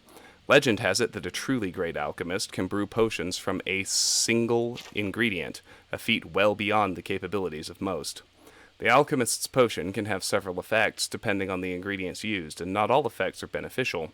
In many cases, recipes result in a potion with a mix of positive and negative effects. It is up to the alchemist to determine which recipes yield the best results. It is worth noting that potions can be created to have only negative effects and can be used as poisons.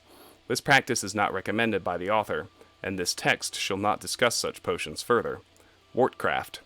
Wortcraft is, in fact, amateur alchemy. Eating an ingredient requires grinding it against the teeth, which occasionally releases its simplest essence, and results in a fleeting effect on the eater. Wortcraft never has as strong a result as a potion created using the proper tools. An alchemist's tools. The mortar and pestle is the alchemist's most important and essential tool. Without it, no ingredient can be correctly prepared for use in a potion. The budding alchemist is advised to keep a mortar and pestle on hand at all times, and become comfortable with its use early on. The simple grinding of an ingredient is the most fundamental step in brewing potions. When properly ground, the petals of the red wort flower yield a powder that can, when mixed correctly with another ingredient, such as ginseng, create a potion to cure poisons. This is one formula that many alchemists are quick to learn and retain, as mistakes in potion mixing often require its use. The advanced alchemist has other tools at his disposal to improve the quality of his potions. A retort can be employed to purify the mixture, improving the positive effects of a potion. Washing the mixture through an alembic helps to distill the potion, reducing any negative effects. And a calcinator can be used to burn away impurities in the mixture, increasing the potency of all the potion's effects. While these apparatus are not necessary to create potions, it is advised that they be used whenever possible. Ingredient combination. A potion is only as good as its ingredients. Only those with identical effects may be combined to make a potion. Up to 4 ingredients may be successfully used in a single potion. As the alchemist gains skill in preparing ingredients, new properties may be discovered and can be used in creating potions. While this can be an exciting time, expanding the alchemist's repertoire, he should take care to check carefully which effects his potions will contain when he is done brewing. Many established recipes may have new results, not all of which are beneficial. Good advice. A Less Rude Song by Anonymous. They say the Iliac Bay is the place to barrel around without a bit of apparel on, as advertised in that carol song, a tune that's sung as the west wind blows about its lovely not wearing any clothes, ladies singing high notes, men singing lows, implying the most luscious depravity and complete absence of serious gravity can only be found in the waterous cavity of Iliac Bay. If you are the type who is more sinner than a sinned, you'll find it all in Morrowind. But the truth, my child, is that nothing more wild than an ordinary fashion kind of slightly mad passion can be detected, if at all, in Sentinel and Daggerfall. Whatever your odd needs, feathered, scaled, or finned, you'll find it all in Morrowind. It's an invention of bards that Bretons and Redguards have more than some staid fun, and suffer deviant fornication. For the most of madness, not the least, the wise debaucher heads out east. Where your once steely reserve is now merely tinned, you'll find it all in Morrowind. In Morrowind there is sin, but pray do not confuse Dunmer variety with that found in tepid Western society, compared to which it nearly is piety. It isn't terribly ingenious calling it prudery, observing the dark elf aversion to nudity. After all, the preferred sort of ludity in these parts is far more pernicious. From the Ashlanders to the wettest fishes, you'll find pleasure and pain quite delicious in Morrowind. If you find yourself with unkind kinship with your kin, you'll find it all in Morrowind. Interesting. More shells. The Real Baron Zaya V1. Alright. Yeah, talk about long books. Here we go. I guess this is how we're spending the second half of this stream. The Real Baron Zaya Part 1. Anonymous. 500 years ago in Mournhold, City of Gems, there lived a blind widow and her only child, a tall, strapping young man. He was a miner, as was his father before him, a common laborer in the mines of the Lord of Mournhold, for his ability in magicka was small. The work was honorable, but paid poorly. His mother made and sold comberry cakes at the city market to help eke out their living. They did well enough, she said. They had enough to fill their bellies, no one could wear more than one suit of clothing at a time, and the roof leaked only when it rained. But Symmachus would have liked more. He hoped for a lucky strike at the mines, which would garner him a large bonus.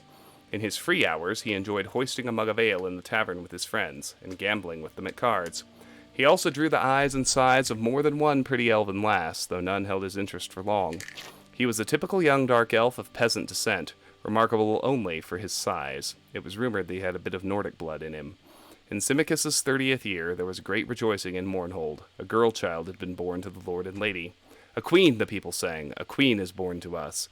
For among the people of Mournhold, the birth of an heiress is a sure sign of future peace and prosperity.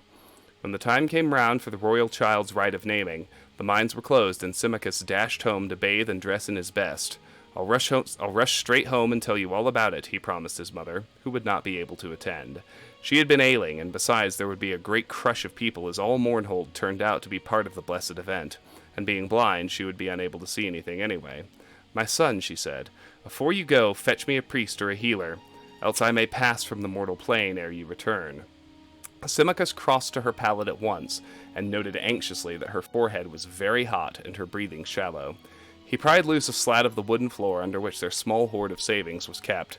There wasn't nearly enough to pay a priest for healing. He would have to give what they had and owe the rest. Symmachus snatched up his cloak and hurried away.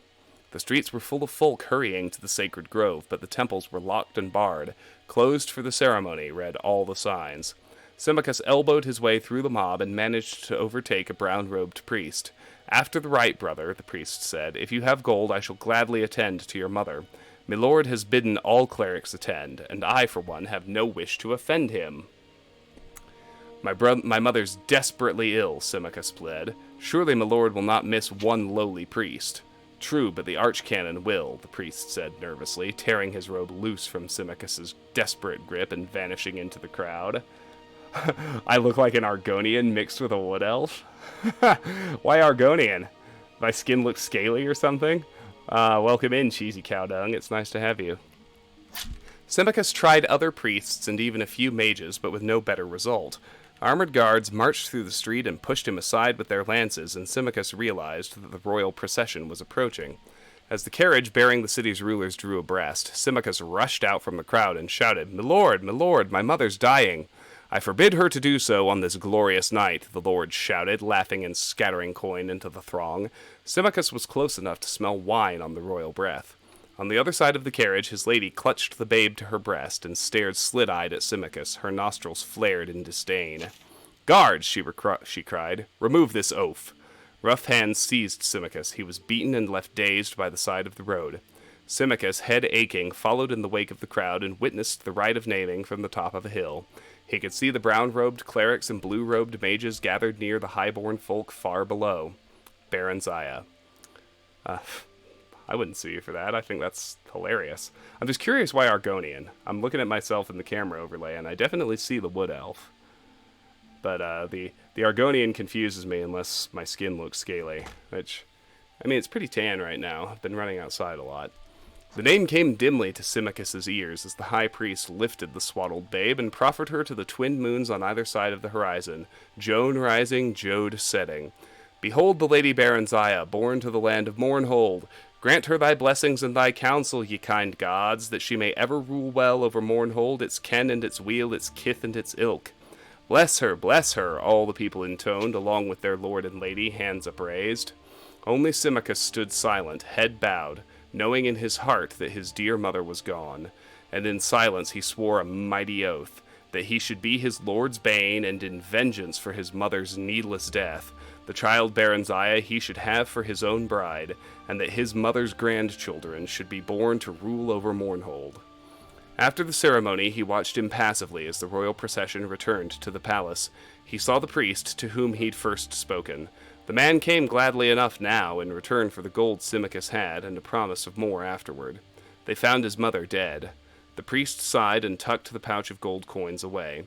I'm sorry, brother. It's all right, you can forget the rest of the gold. There's aught I can do here. Likely. Give me back my money, Symmachus snarled. You've done naught to earn it. He lifted his right arm threateningly. The priest backed away, about to utter a curse, but Symmachus struck him across the face before more than 3 words had left his mouth. He went down heavily, striking his head sharply on one of the stones that formed the fire pit. He died instantly. Symmachus snatched up the gold and fled the city. As he ran, he muttered one word over and over like a sorcerer's chant. Baronzaya, he said. Baronzaya, Baronzaya. Baronzaya stood on one of the balconies of the palace, staring down into the courtyard where soldiers milled, dazzling in their armor. Presently they formed into ordered ranks and cheered as her parents, the lord and lady, emerged from the palace, clad from head to toe in ebony armor, long purple-dyed fur cloaks flowing behind. Splendidly caparisoned, shining black horses were brought for them, and they mounted and rode to the courtyard gates and turned to salute her. Baronzaya, they cried. Baronziah, our beloved, farewell. The little girl blinked back tears and waved one hand bravely. Her favorite stuffed animal, a gray wolf cub she called Woofin, clutched to her breast with the other. She had never been parted from her parents before and had no idea what it meant, save that there was war in the west and the name Tiber Septim was on everyone's lips, spoken in hate and dread. Baronziah, the soldiers cried, lifting their lances and swords and bows. Then her dear parents turned and rode away, knights trailing in their wake until the courtyard was nearly emptied. Sometime after came a day when Baronziah was shaken awake by her nurse, dressed hurriedly and borne from the palace. All she could remember of that dreadful time was seeing a huge shadow with burning eyes filling the sky. She was passed from hand to hand. Foreign soldiers appeared, disappeared, and sometimes reappeared. Her nurse vanished and was replaced by strangers, some more strange than others. There were days, or it may have been weeks, of travel. One morning she awoke to step out of the coach into a cold place with a large gray stone castle amid empty, endless gray-green hills covered patchily with gray-white snow. She clutched Woofin to her breast in both hands and stood blinking and shivering in the gray dawn, feeling very small and very dark in all this endless space. This endless gray-white space. She and Hannah, a brown-skinned, black-haired maid who had been traveling with her for several days, went inside the keep. A large gray-white woman with icy gray-golden hair was standing by a hearth in one of the rooms. She stared at Baronziah with dreadful, bright blue eyes. "She's very black, isn't she?" the woman remarked to Hannah. "I've never seen a dark elf before." "I don't know much about them myself, milady," Hannah said. "But this one's got red hair and a temper to match, I can tell you that. Take care, she bites, and worse." "I'll soon train her out of that," the other woman sniffed. "And what's that filthy thing she's got? Ugh!" The woman snatched Woofin away and threw him into the blazing hearth. Baronziah shrieked and would have flung herself after him, but was held back despite her attempts to bite and claw at her captors. Poor Woofin was reduced to a tiny heap of charred ash. Baronziah grew like a weed transplanted to a Skyrim garden, a ward of Count Sven and his wife, the Lady Inga. Outwardly, that is, she thrived, but always there was a cold and empty place within. "I've raised her as my own daughter," Lady Inga was wont to sigh as she sat gossiping when neighboring ladies came to visit. "But she's a dark elf. What can you expect?" Baronziah was not meant to overhear these words. Excuse me. At least she thought she was not. Her hearing was keener than that of her Nordic hosts. Other, less desirable dark elven traits evidently included pilfering, lying, and a little misplaced magic. Just a small fire spell here and a little levitation spell there. And, as she grew older, a keen interest in boys and men, who could provide very pleasant sensations, and her astonishment gifts as well.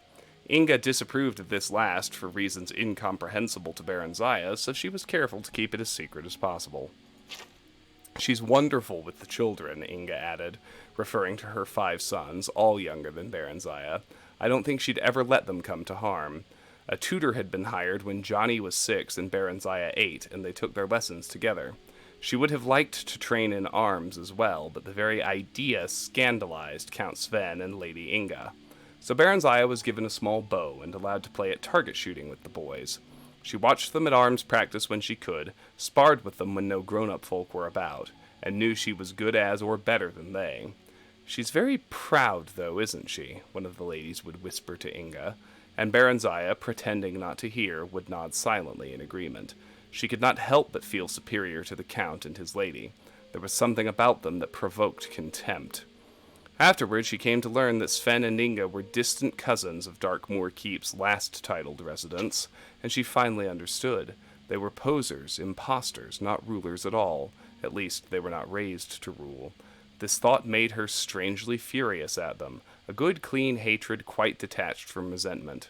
She came to see them as disgusting and repellent insects who could be despised but never feared. Once a month a courier came from the Emperor bringing a small bag of gold for Sven and Inga, and a large bag of dried mushrooms from Morrowind for Baronziah, her favorite treat. On these occasions she was always made to look presentable, or at least as presentable as a skinny dark elf could be made to look in Inga's eyes, before being summoned into the courier's presence for a brief interview. The same courier seldom came twice, but all of them looked her over in much the same way a farmer would look over a hog he is readying for market. In the spring of her 16th year, Baronziah thought the courier looked as if she were at last ready for market. Upon reflection, she decided she did not wish to be marketed. The stable boy, Straw, a big, muscular blonde lad, clumsy, gentle, affectionate, and rather simple, had been urging her to run off for some weeks now. Baronziah stole the bag of gold the courier had left, took the mushrooms from the storeroom, disguised herself as a boy in one of Johnny's old tunics and a pair of his cast-off breeches, and on one fine spring night she and Straw took the 2 best horses from the stable and rode hard through the night toward Whiterun, the nearest city of any importance and the place where Straw wanted to be. But Mournhold and Morrowind also lay eastward, and they drew Baronziah as a lodestone draws iron. In the morning, they abandoned the horses at Baronziah's insistence. She knew they would be missed and tracked down, and she hoped to throw off any pursuers. Hi, Karis. Welcome in. It's good to see you, as always. We explored every cave on the island where the Imperial City is, and I am beginning my exploration of the Imperial City itself. We're going clockwise inside... So my exploration plan is to go clockwise through the districts, and in the districts go clockwise. I'm inside the very first house at my very first actual bookshelf. And yeah, we're getting started on the Imperial City. Yahoo! They continued on foot until late afternoon, keeping to side roads, and slept for several hours in an abandoned hut. They went on at dusk and came to Whiterun city gates just before dawn. Baronziah had prepared a pass of sorts for Straw, a makeshift document stating an errand to a temple in the city for a local village lord. She herself glided over the wall with the help of a levitation spell. She had reasoned, correctly as it turned out, that by now the gate guards would have been alerted to keep an eye out for a young dark elven girl and a Nordic boy traveling together. On the other hand, unaccompanied country yokels like Straw were a common enough sight. Alone and with papers, it was unlikely that he would draw attention. Her simple plan went smoothly. She met Straw at the temple, which was not far from the gate. She had been to Whiterun on a few previous occasions.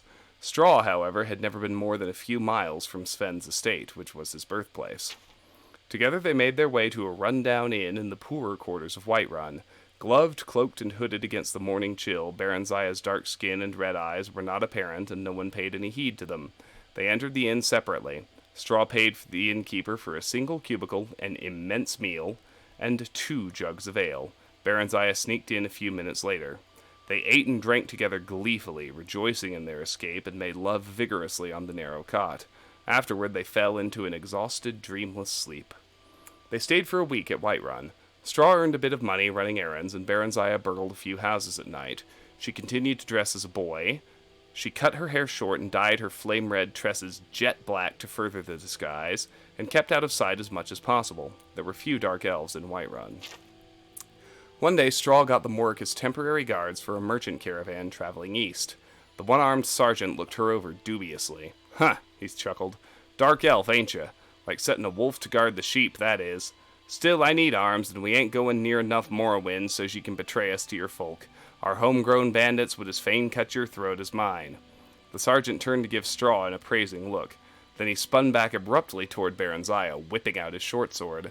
But she had her dagger out in the twinkling of an eye and was in a defensive stance. Straw drew his own knife and circled round to the man's rear. The sergeant dropped his blade and chuckled again. "Not bad, kids, not bad. How are you with yon bow, dark elf?" Baronziah demonstrated her prowess briefly. "Aye, not bad at all. And you'll be keen of eye by night, boy, and of hearing tall times. A trusty dark elf makes as good a fighting man as any could ask for. I know. I served under Symmachus hisself before I lost this arm and got invalided out of the Emperor's army. We could betray them. I know folk who'd pay well," Straw said later as they bedded down for their last night at the ramshackle lodge.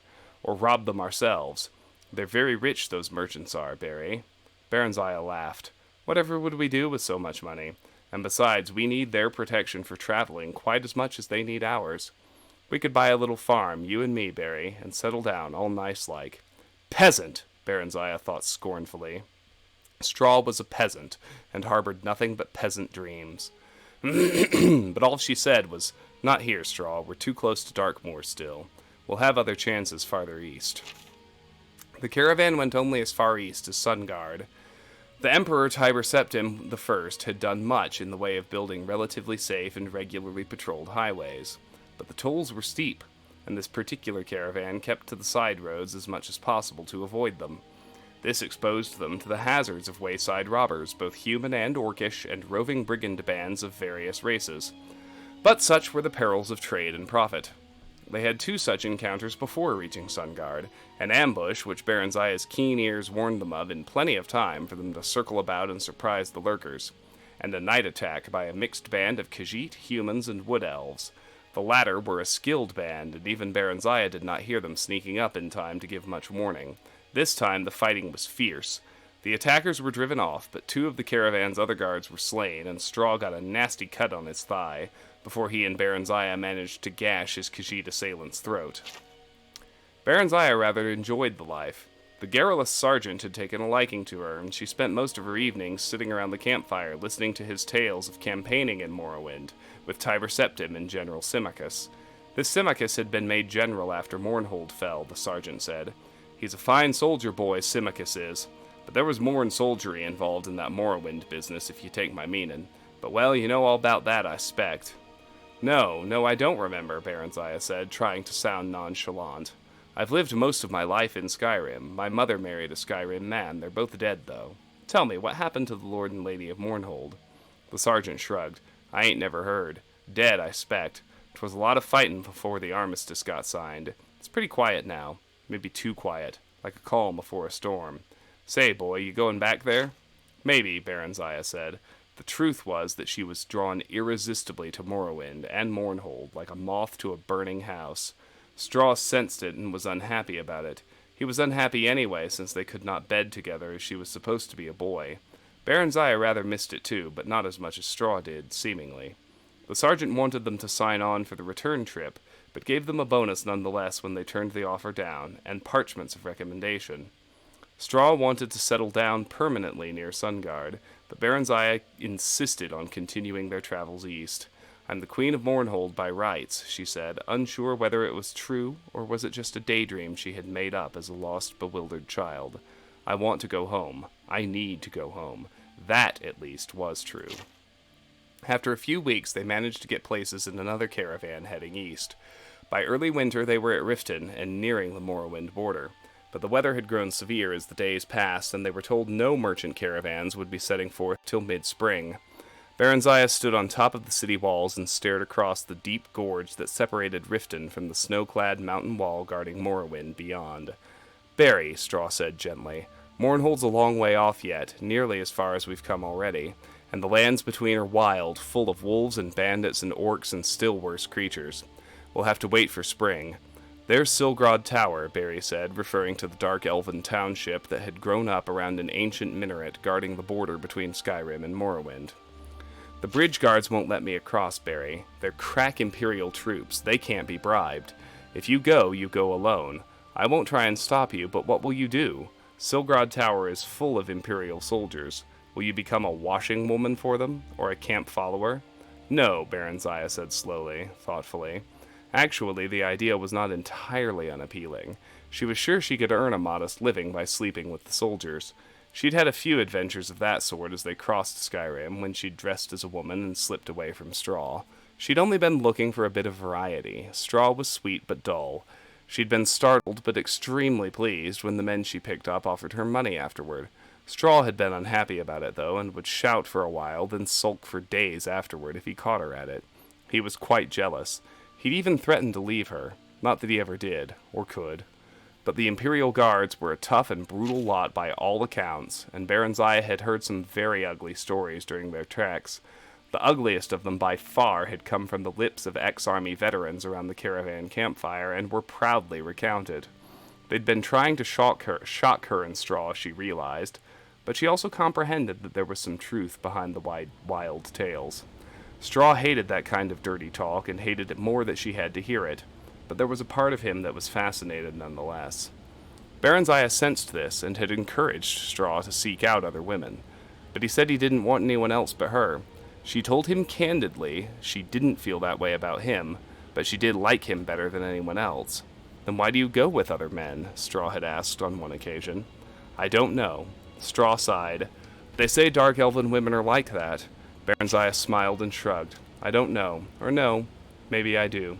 Yes, I do know. She turned and kissed him affectionately. I guess that's all the explanation there is.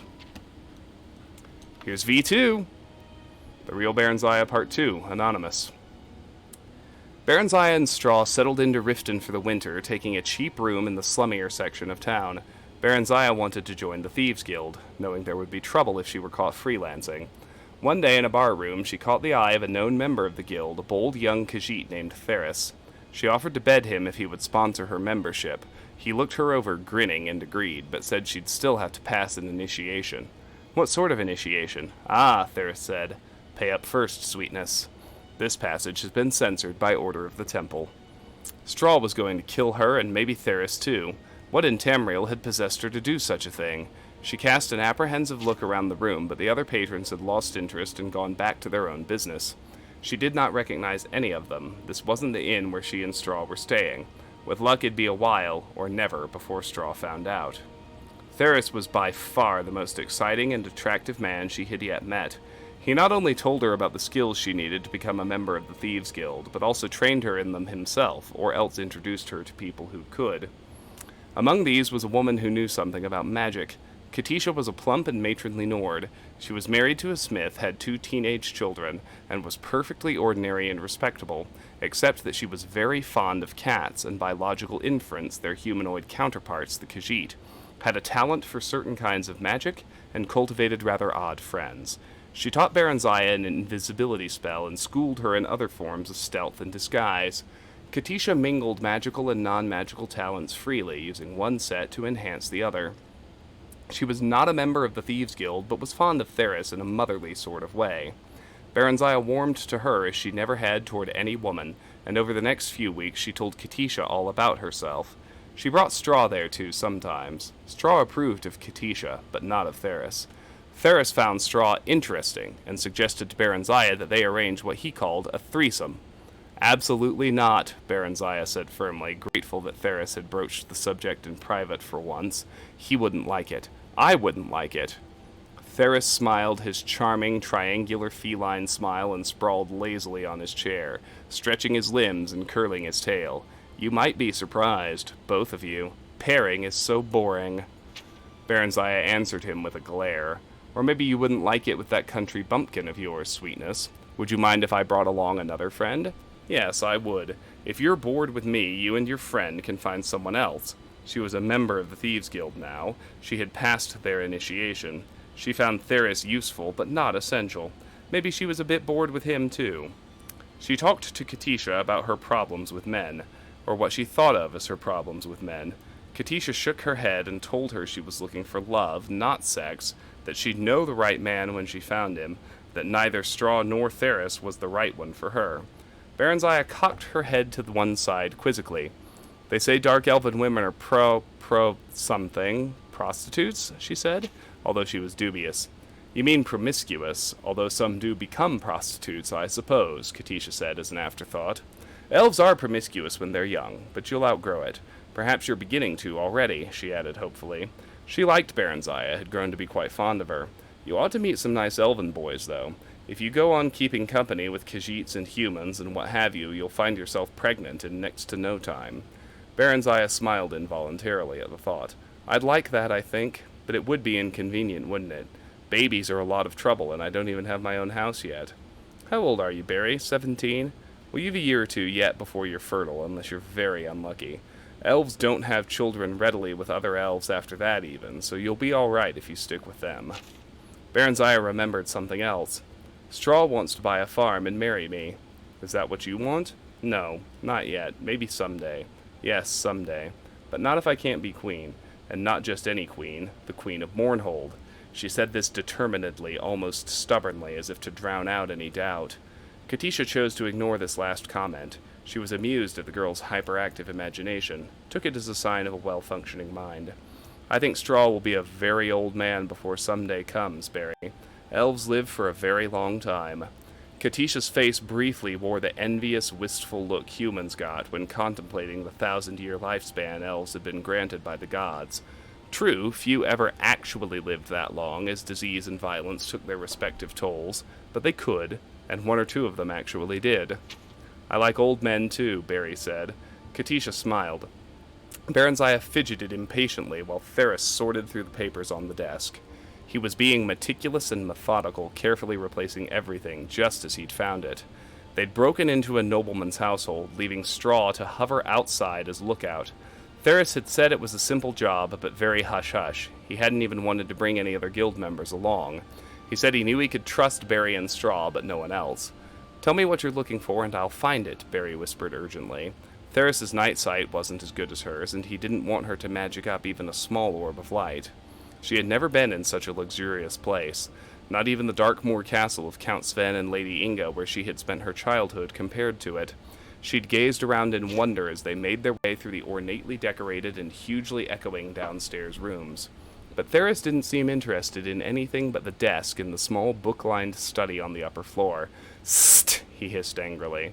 "Someone's coming," Barry said, a moment before the door opened and two dark figures stepped into the room. Ferris gave her a violent shove toward them and sprang to the window. Baronziah's muscles went rigid. She couldn't move or even speak. She watched helplessly as one of the figures, the smaller one, leaped after Ferris. There were two quick, silent stabs of blue light, then Ferris folded over into a still heap. Outside the study, the house had come alive with hastening footsteps and voices calling out in alarm and the clank of armor hurriedly put on. The bigger man, a dark elf by the looks of him, half lifted, half dragged Ferris to the door and thrust him into the waiting arms of another elf.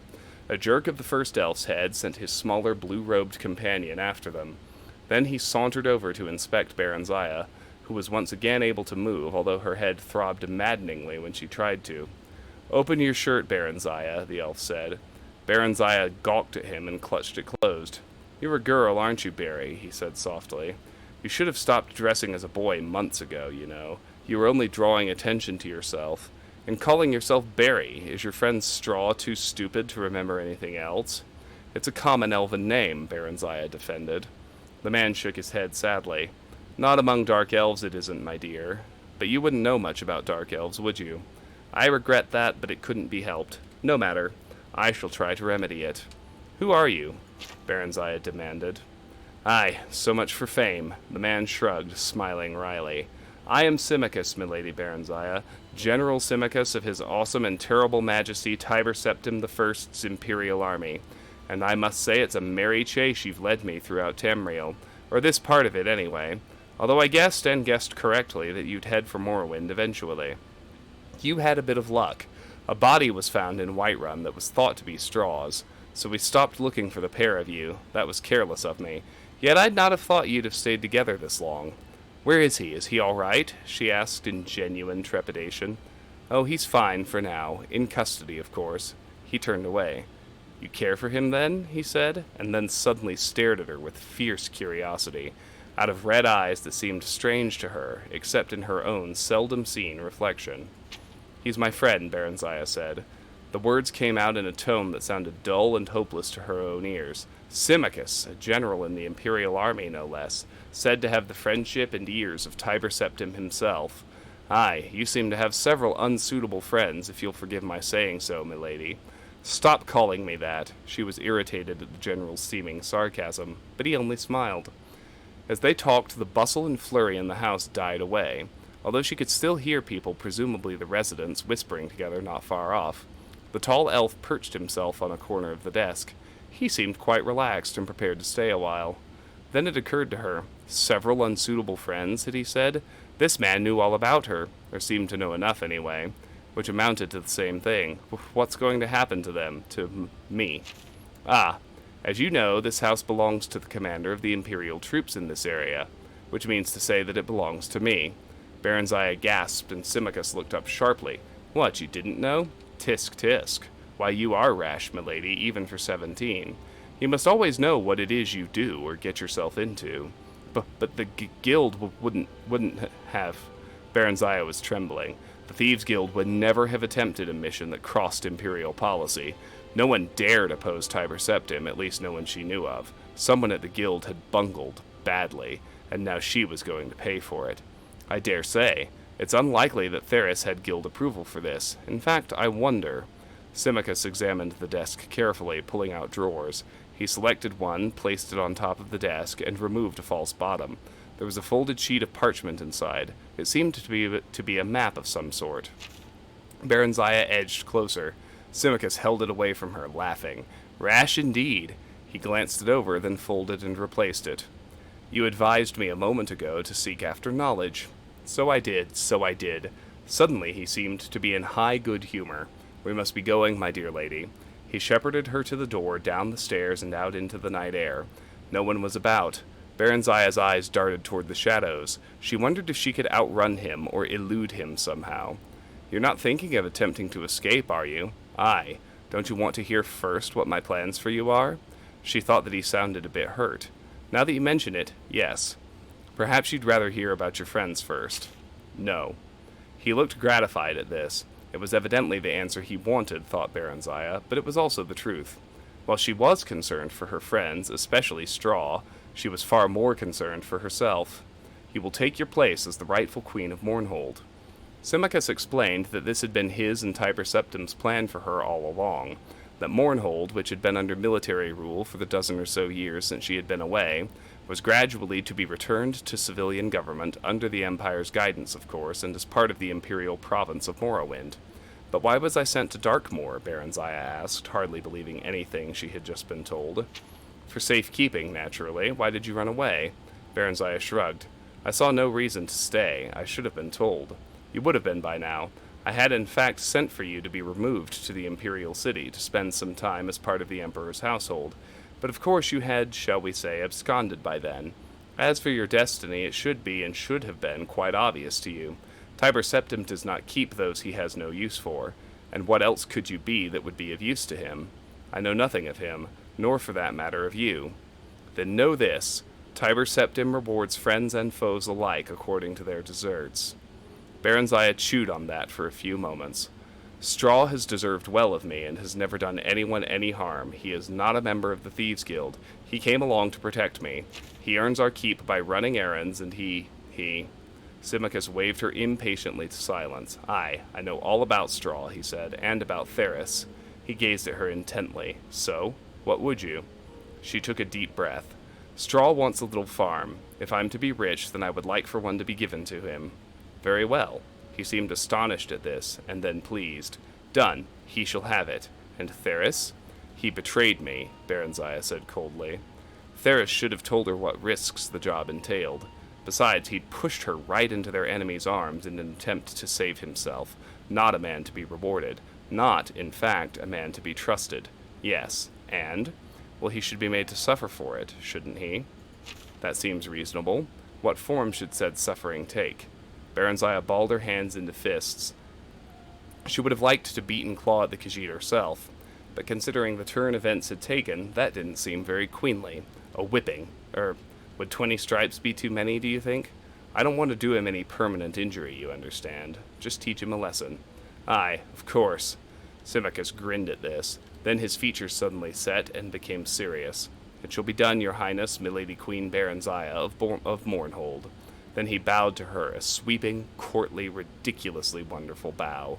Baron Zaya's heart leapt. She spent 2 days at Symmachus's apartment, during which she was kept very busy.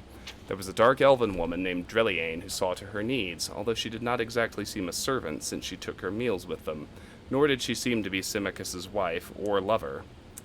Dreliane looked amused when Baron Zaya asked her about it. She simply said she was in the general's employ and did whatever was asked of her. With Dreliane's assistance, several fine gowns and pairs of shoes were ordered for her, plus a riding habit and boots, along with other small necessities. Baron Zaya was given a room to herself. Symmachus was out a great deal. She saw him at most mealtimes, but he said little about himself or what he had been doing.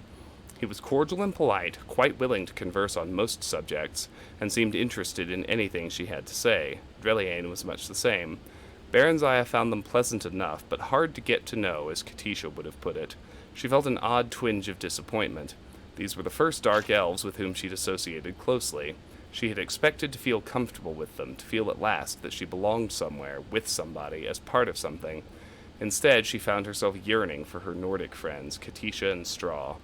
When Symmachus told her they were to set out for the Imperial City on the morrow, she asked if she could say goodbye to them. Katisha, he asked. Aye, but then I suppose I owe her something. She it was who led me to you by telling me of a lonely dark elven girl named Barry who needed elven friends and who sometimes dressed as a boy. She has no association with the Thieves Guild, apparently, and no one associated with the Thieves Guild seems to know your true identity, save Theris. That is well. I prefer that your former guild membership not be made public knowledge. Please speak of it to no one, your highness. Such a past does not become an imperial queen. No one knows but Straw and Theris, and they won't tell anyone. No, he smiled, a curious little smile. No, they won't. He didn't know that Katisha knew then, but still there was something about the way he said it. Straw came to their apartment on the morning of their departure. They were left alone in the salon, although Baronziah knew that other elves were within earshot. He looked drawn and pale. They hugged one another silently for a few minutes. Straw's shoulders were shaking and tears were rolling down his cheeks, but he said nothing. Baronziah tried a smile. So we both get what we want, eh? I'm to be Queen of Mournhold, and you'll be lord of your own farmstead. She took his hand, smiled at him warmly, genuinely. I'll write you, Straw, I promise. You must find a scribe so you can write me too. Straw shook his head sadly. When Baronziah persisted, he opened his mouth and pointed at it, making inarticulate noises. Then she realized what it was. His tongue was gone, had been cut off. Baronziah collapsed onto a chair and wept noisily. But why? She demanded of Symmachus when Straw had been ushered away. Why? Symmachus shrugged. He knows too much. He could be dangerous.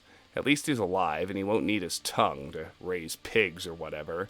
I hate you, Baronziah screamed at him, then abruptly doubled over and vomited on the floor. She continued to revile him between intermittent bouts of nausea. He listened stolidly for some time while Dreliane cleaned up after her. Finally, he told her to cease or he would gag her for her journey to the Emperor. They stopped at Katisha's house on their way out of the city. Symmachus and Dreliane didn't dismount. All seemed normal, but Baronziah was frightened as she knocked on the door. Excuse me. Katisha answered the knock. Baronziah thanked the gods silently that at least she was all right. But she'd also obviously been weeping. In any case, she embraced Baronziah warmly. Why are you crying? Baronziah asked. For Theris, of course. You haven't heard? Oh dear. Poor Theris. He's dead. Baronziah felt icy fingers creeping round her heart. He was caught stealing from the Commandant's house. Poor fellow, but that was so foolish of him. Oh, Barry. He was drawn and quartered this very dawn by the Commandant's order. She started to sob. I went. He asked for me. It was terrible. He suffered so before he died. I'll never forget it. I looked for you in Straw, but no one knew where you'd both gone to. She glanced behind Baronziah. That's the Commandant, isn't it? Symmachus. Then Katisha did a strange thing. She stopped crying and grinned. You know, the moment I saw him, I thought, this is the one for Baronziah. Katisha took a fold of her apron and wiped it across her eyes. I told him about you, you know. Yes, Baronziah said. I know. She took Katisha's hands in each of hers and looked at her earnestly. Katisha, I love you. I'm going to miss you. But please don't ever tell anyone else anything about me. Ever. Swear you won't. Especially not to Symmachus. And look after Straw for me. Promise me that. Katisha promised, puzzled though willing. Barry, it wasn't somehow because of me that Theris was caught, was it? I never said anything about Theris to him. She glanced over at the general. Baronziah assured her that it wasn't, that an informant had told the Imperial Guard of Theris's plans, which was probably a lie, but she could see that Katisha plainly needed some kind of comfort. Oh, I'm glad of that if I can be glad of anything just now. I'd hate to think, but how could I have known? She leaned over and whispered in Baronziah's ear. Symmachus is very handsome, don't you think? And so charming. I wouldn't know about that, Baronziah said dryly. I haven't really thought about it. There have been other things to think about. She explained hurriedly about being Queen of Mournhold and going to live in the Imperial City for a while. He was looking for me, that's all, on orders from the Emperor. I was the object of a quest, nothing more than some sort of a goal. I don't think he thinks of me as a woman at all. He said I didn't look like a boy, though, she added in the face of Katisha's incredulity. Katisha knew that Baronziah evaluated every male she met in terms of sexual desirability and availability. I suppose it's the shock of finding out that I really am a queen, she added. And Katisha agreed that yes, that's true, that must have been something of a shock, although one there was no likelihood of her experiencing firsthand. She smiled. Baronziah smiled with her. Then they hugged again, tearfully for the last time. She never saw Katisha again, or Straw. The royal party left Riften by the great southern gate. Once through, Symmachus tapped her shoulder and pointed back at the portals. "I thought you might want to say goodbye to Theris too, your highness," he said. Baronziah stared briefly but steadily at the head impaled on a spike above the gate. The birds had been at it, but the face was still recognizable. "I don't think he'll hear me, although I'm quite sure he'll be pleased to know I'm fine," she said, seeming to sound light. "Let's be on our way, General, shall we?" Symmachus was clearly disappointed by her lack of reaction. "Aye, you heard of this from your friend Katisha, I suppose." "You suppose correctly. She attended the execution," Baronziah said casually. If he didn't know already, he'd find out soon enough. She was sure of that. Did she know Theris belonged to the guild? She shrugged. Everyone knew that. It's only lower-ranking members like me who are supposed to keep their membership secret. The ones higher up are well known. She turned to smile archly at him. "But you must know all that, shouldn't you, General?" she said sweetly. He seemed unaffected by this. "So you told her who you were and whence you came, but not about the guild." "The guild membership was not my secret to tell. The other was. There's a difference. Besides, Katisha is a very honest woman. Had I told her, it would have lessened me in her eyes. She was always after Theris to take up a more honest line of work. I value her good opinion." She afforded him a glacial stare. "Not that it's any concern of yours, but do you know what else she thought? She also thought I'd be happier if I settled down with just one man. One of my own race. One of my own race with all the right qualities. One of my own race with all the right qualities who knows to say all the right things. You, in fact." She grabbed the reins preparatory to assuming a brisker pace, but not without sinking one final irresistible barb. "Isn't it odd how wishes come true sometimes, but not in the way you want them to? Or maybe I should say, not in the way you would ever want them to?" His answer so took her by surprise that she quite forgot about cantering off. "Yes, very odd," he replied, and his tone matched his words exactly. Then he excused himself and fell behind. She held her head high and urged her mount onward, trying to look unimpressed. Now what was it about his response that bothered her? Not what he said, no, that wasn't it, but something about the way he said it. Something about it made her think that she, Baronziah, was one of his wishes that had come true. Unlikely as this seemed, she gave it due deliberation. He had found her at last, after months of searching, it seemed under pressure from the Emperor, no doubt. So his wish had come true. Yes, that must be it. But in a way, apparently not altogether to his liking. Alright, guys. A lot of reading going on, I realize. That's kind of my shtick. If you're new around here, we're going to go through all the books we find. That's how I play games, among other things. But I have got to go. It's time to head out to dinner and call it for the evening, so I want to thank you all very much for joining me. I really appreciate it. If you're new around here and you enjoyed the stream, I hope you'll follow the channel. I don't have a regular stream schedule, but you can see my game rotation there in the bottom, or there underneath the video panel. I kind of alternate between streaming Diablo, Elder Scrolls, and Thief games, at least at the moment. I also have a YouTube channel, that link's down there. The YouTube channel hosts archives of every stream I do, as well as episodic playthroughs of a couple of other games. I'm nearing the end of Demon's Souls and working my way through Mass Effect over there right now. And finally, we're going to raid my buddy Zippy as I head out. We raided him yesterday as well. If you're not following Zippy, you should be. He's a great streamer, really, really talented gamer. Likes to do really deep dives into games with really complex, difficult mechanics. He's over there playing XCOM 2 right now. So, come along for the raid, give Zippy a follow, stick around for a while, and I will see you next time. I'm not sure, but I think I can actually probably stream again tomorrow afternoon. Not promising, but looks likely, so let's raid over to Zippy. Again, please come along for the raid, say hello, throw him a follow, and I will see you all very soon. Thanks again, take care, and goodbye.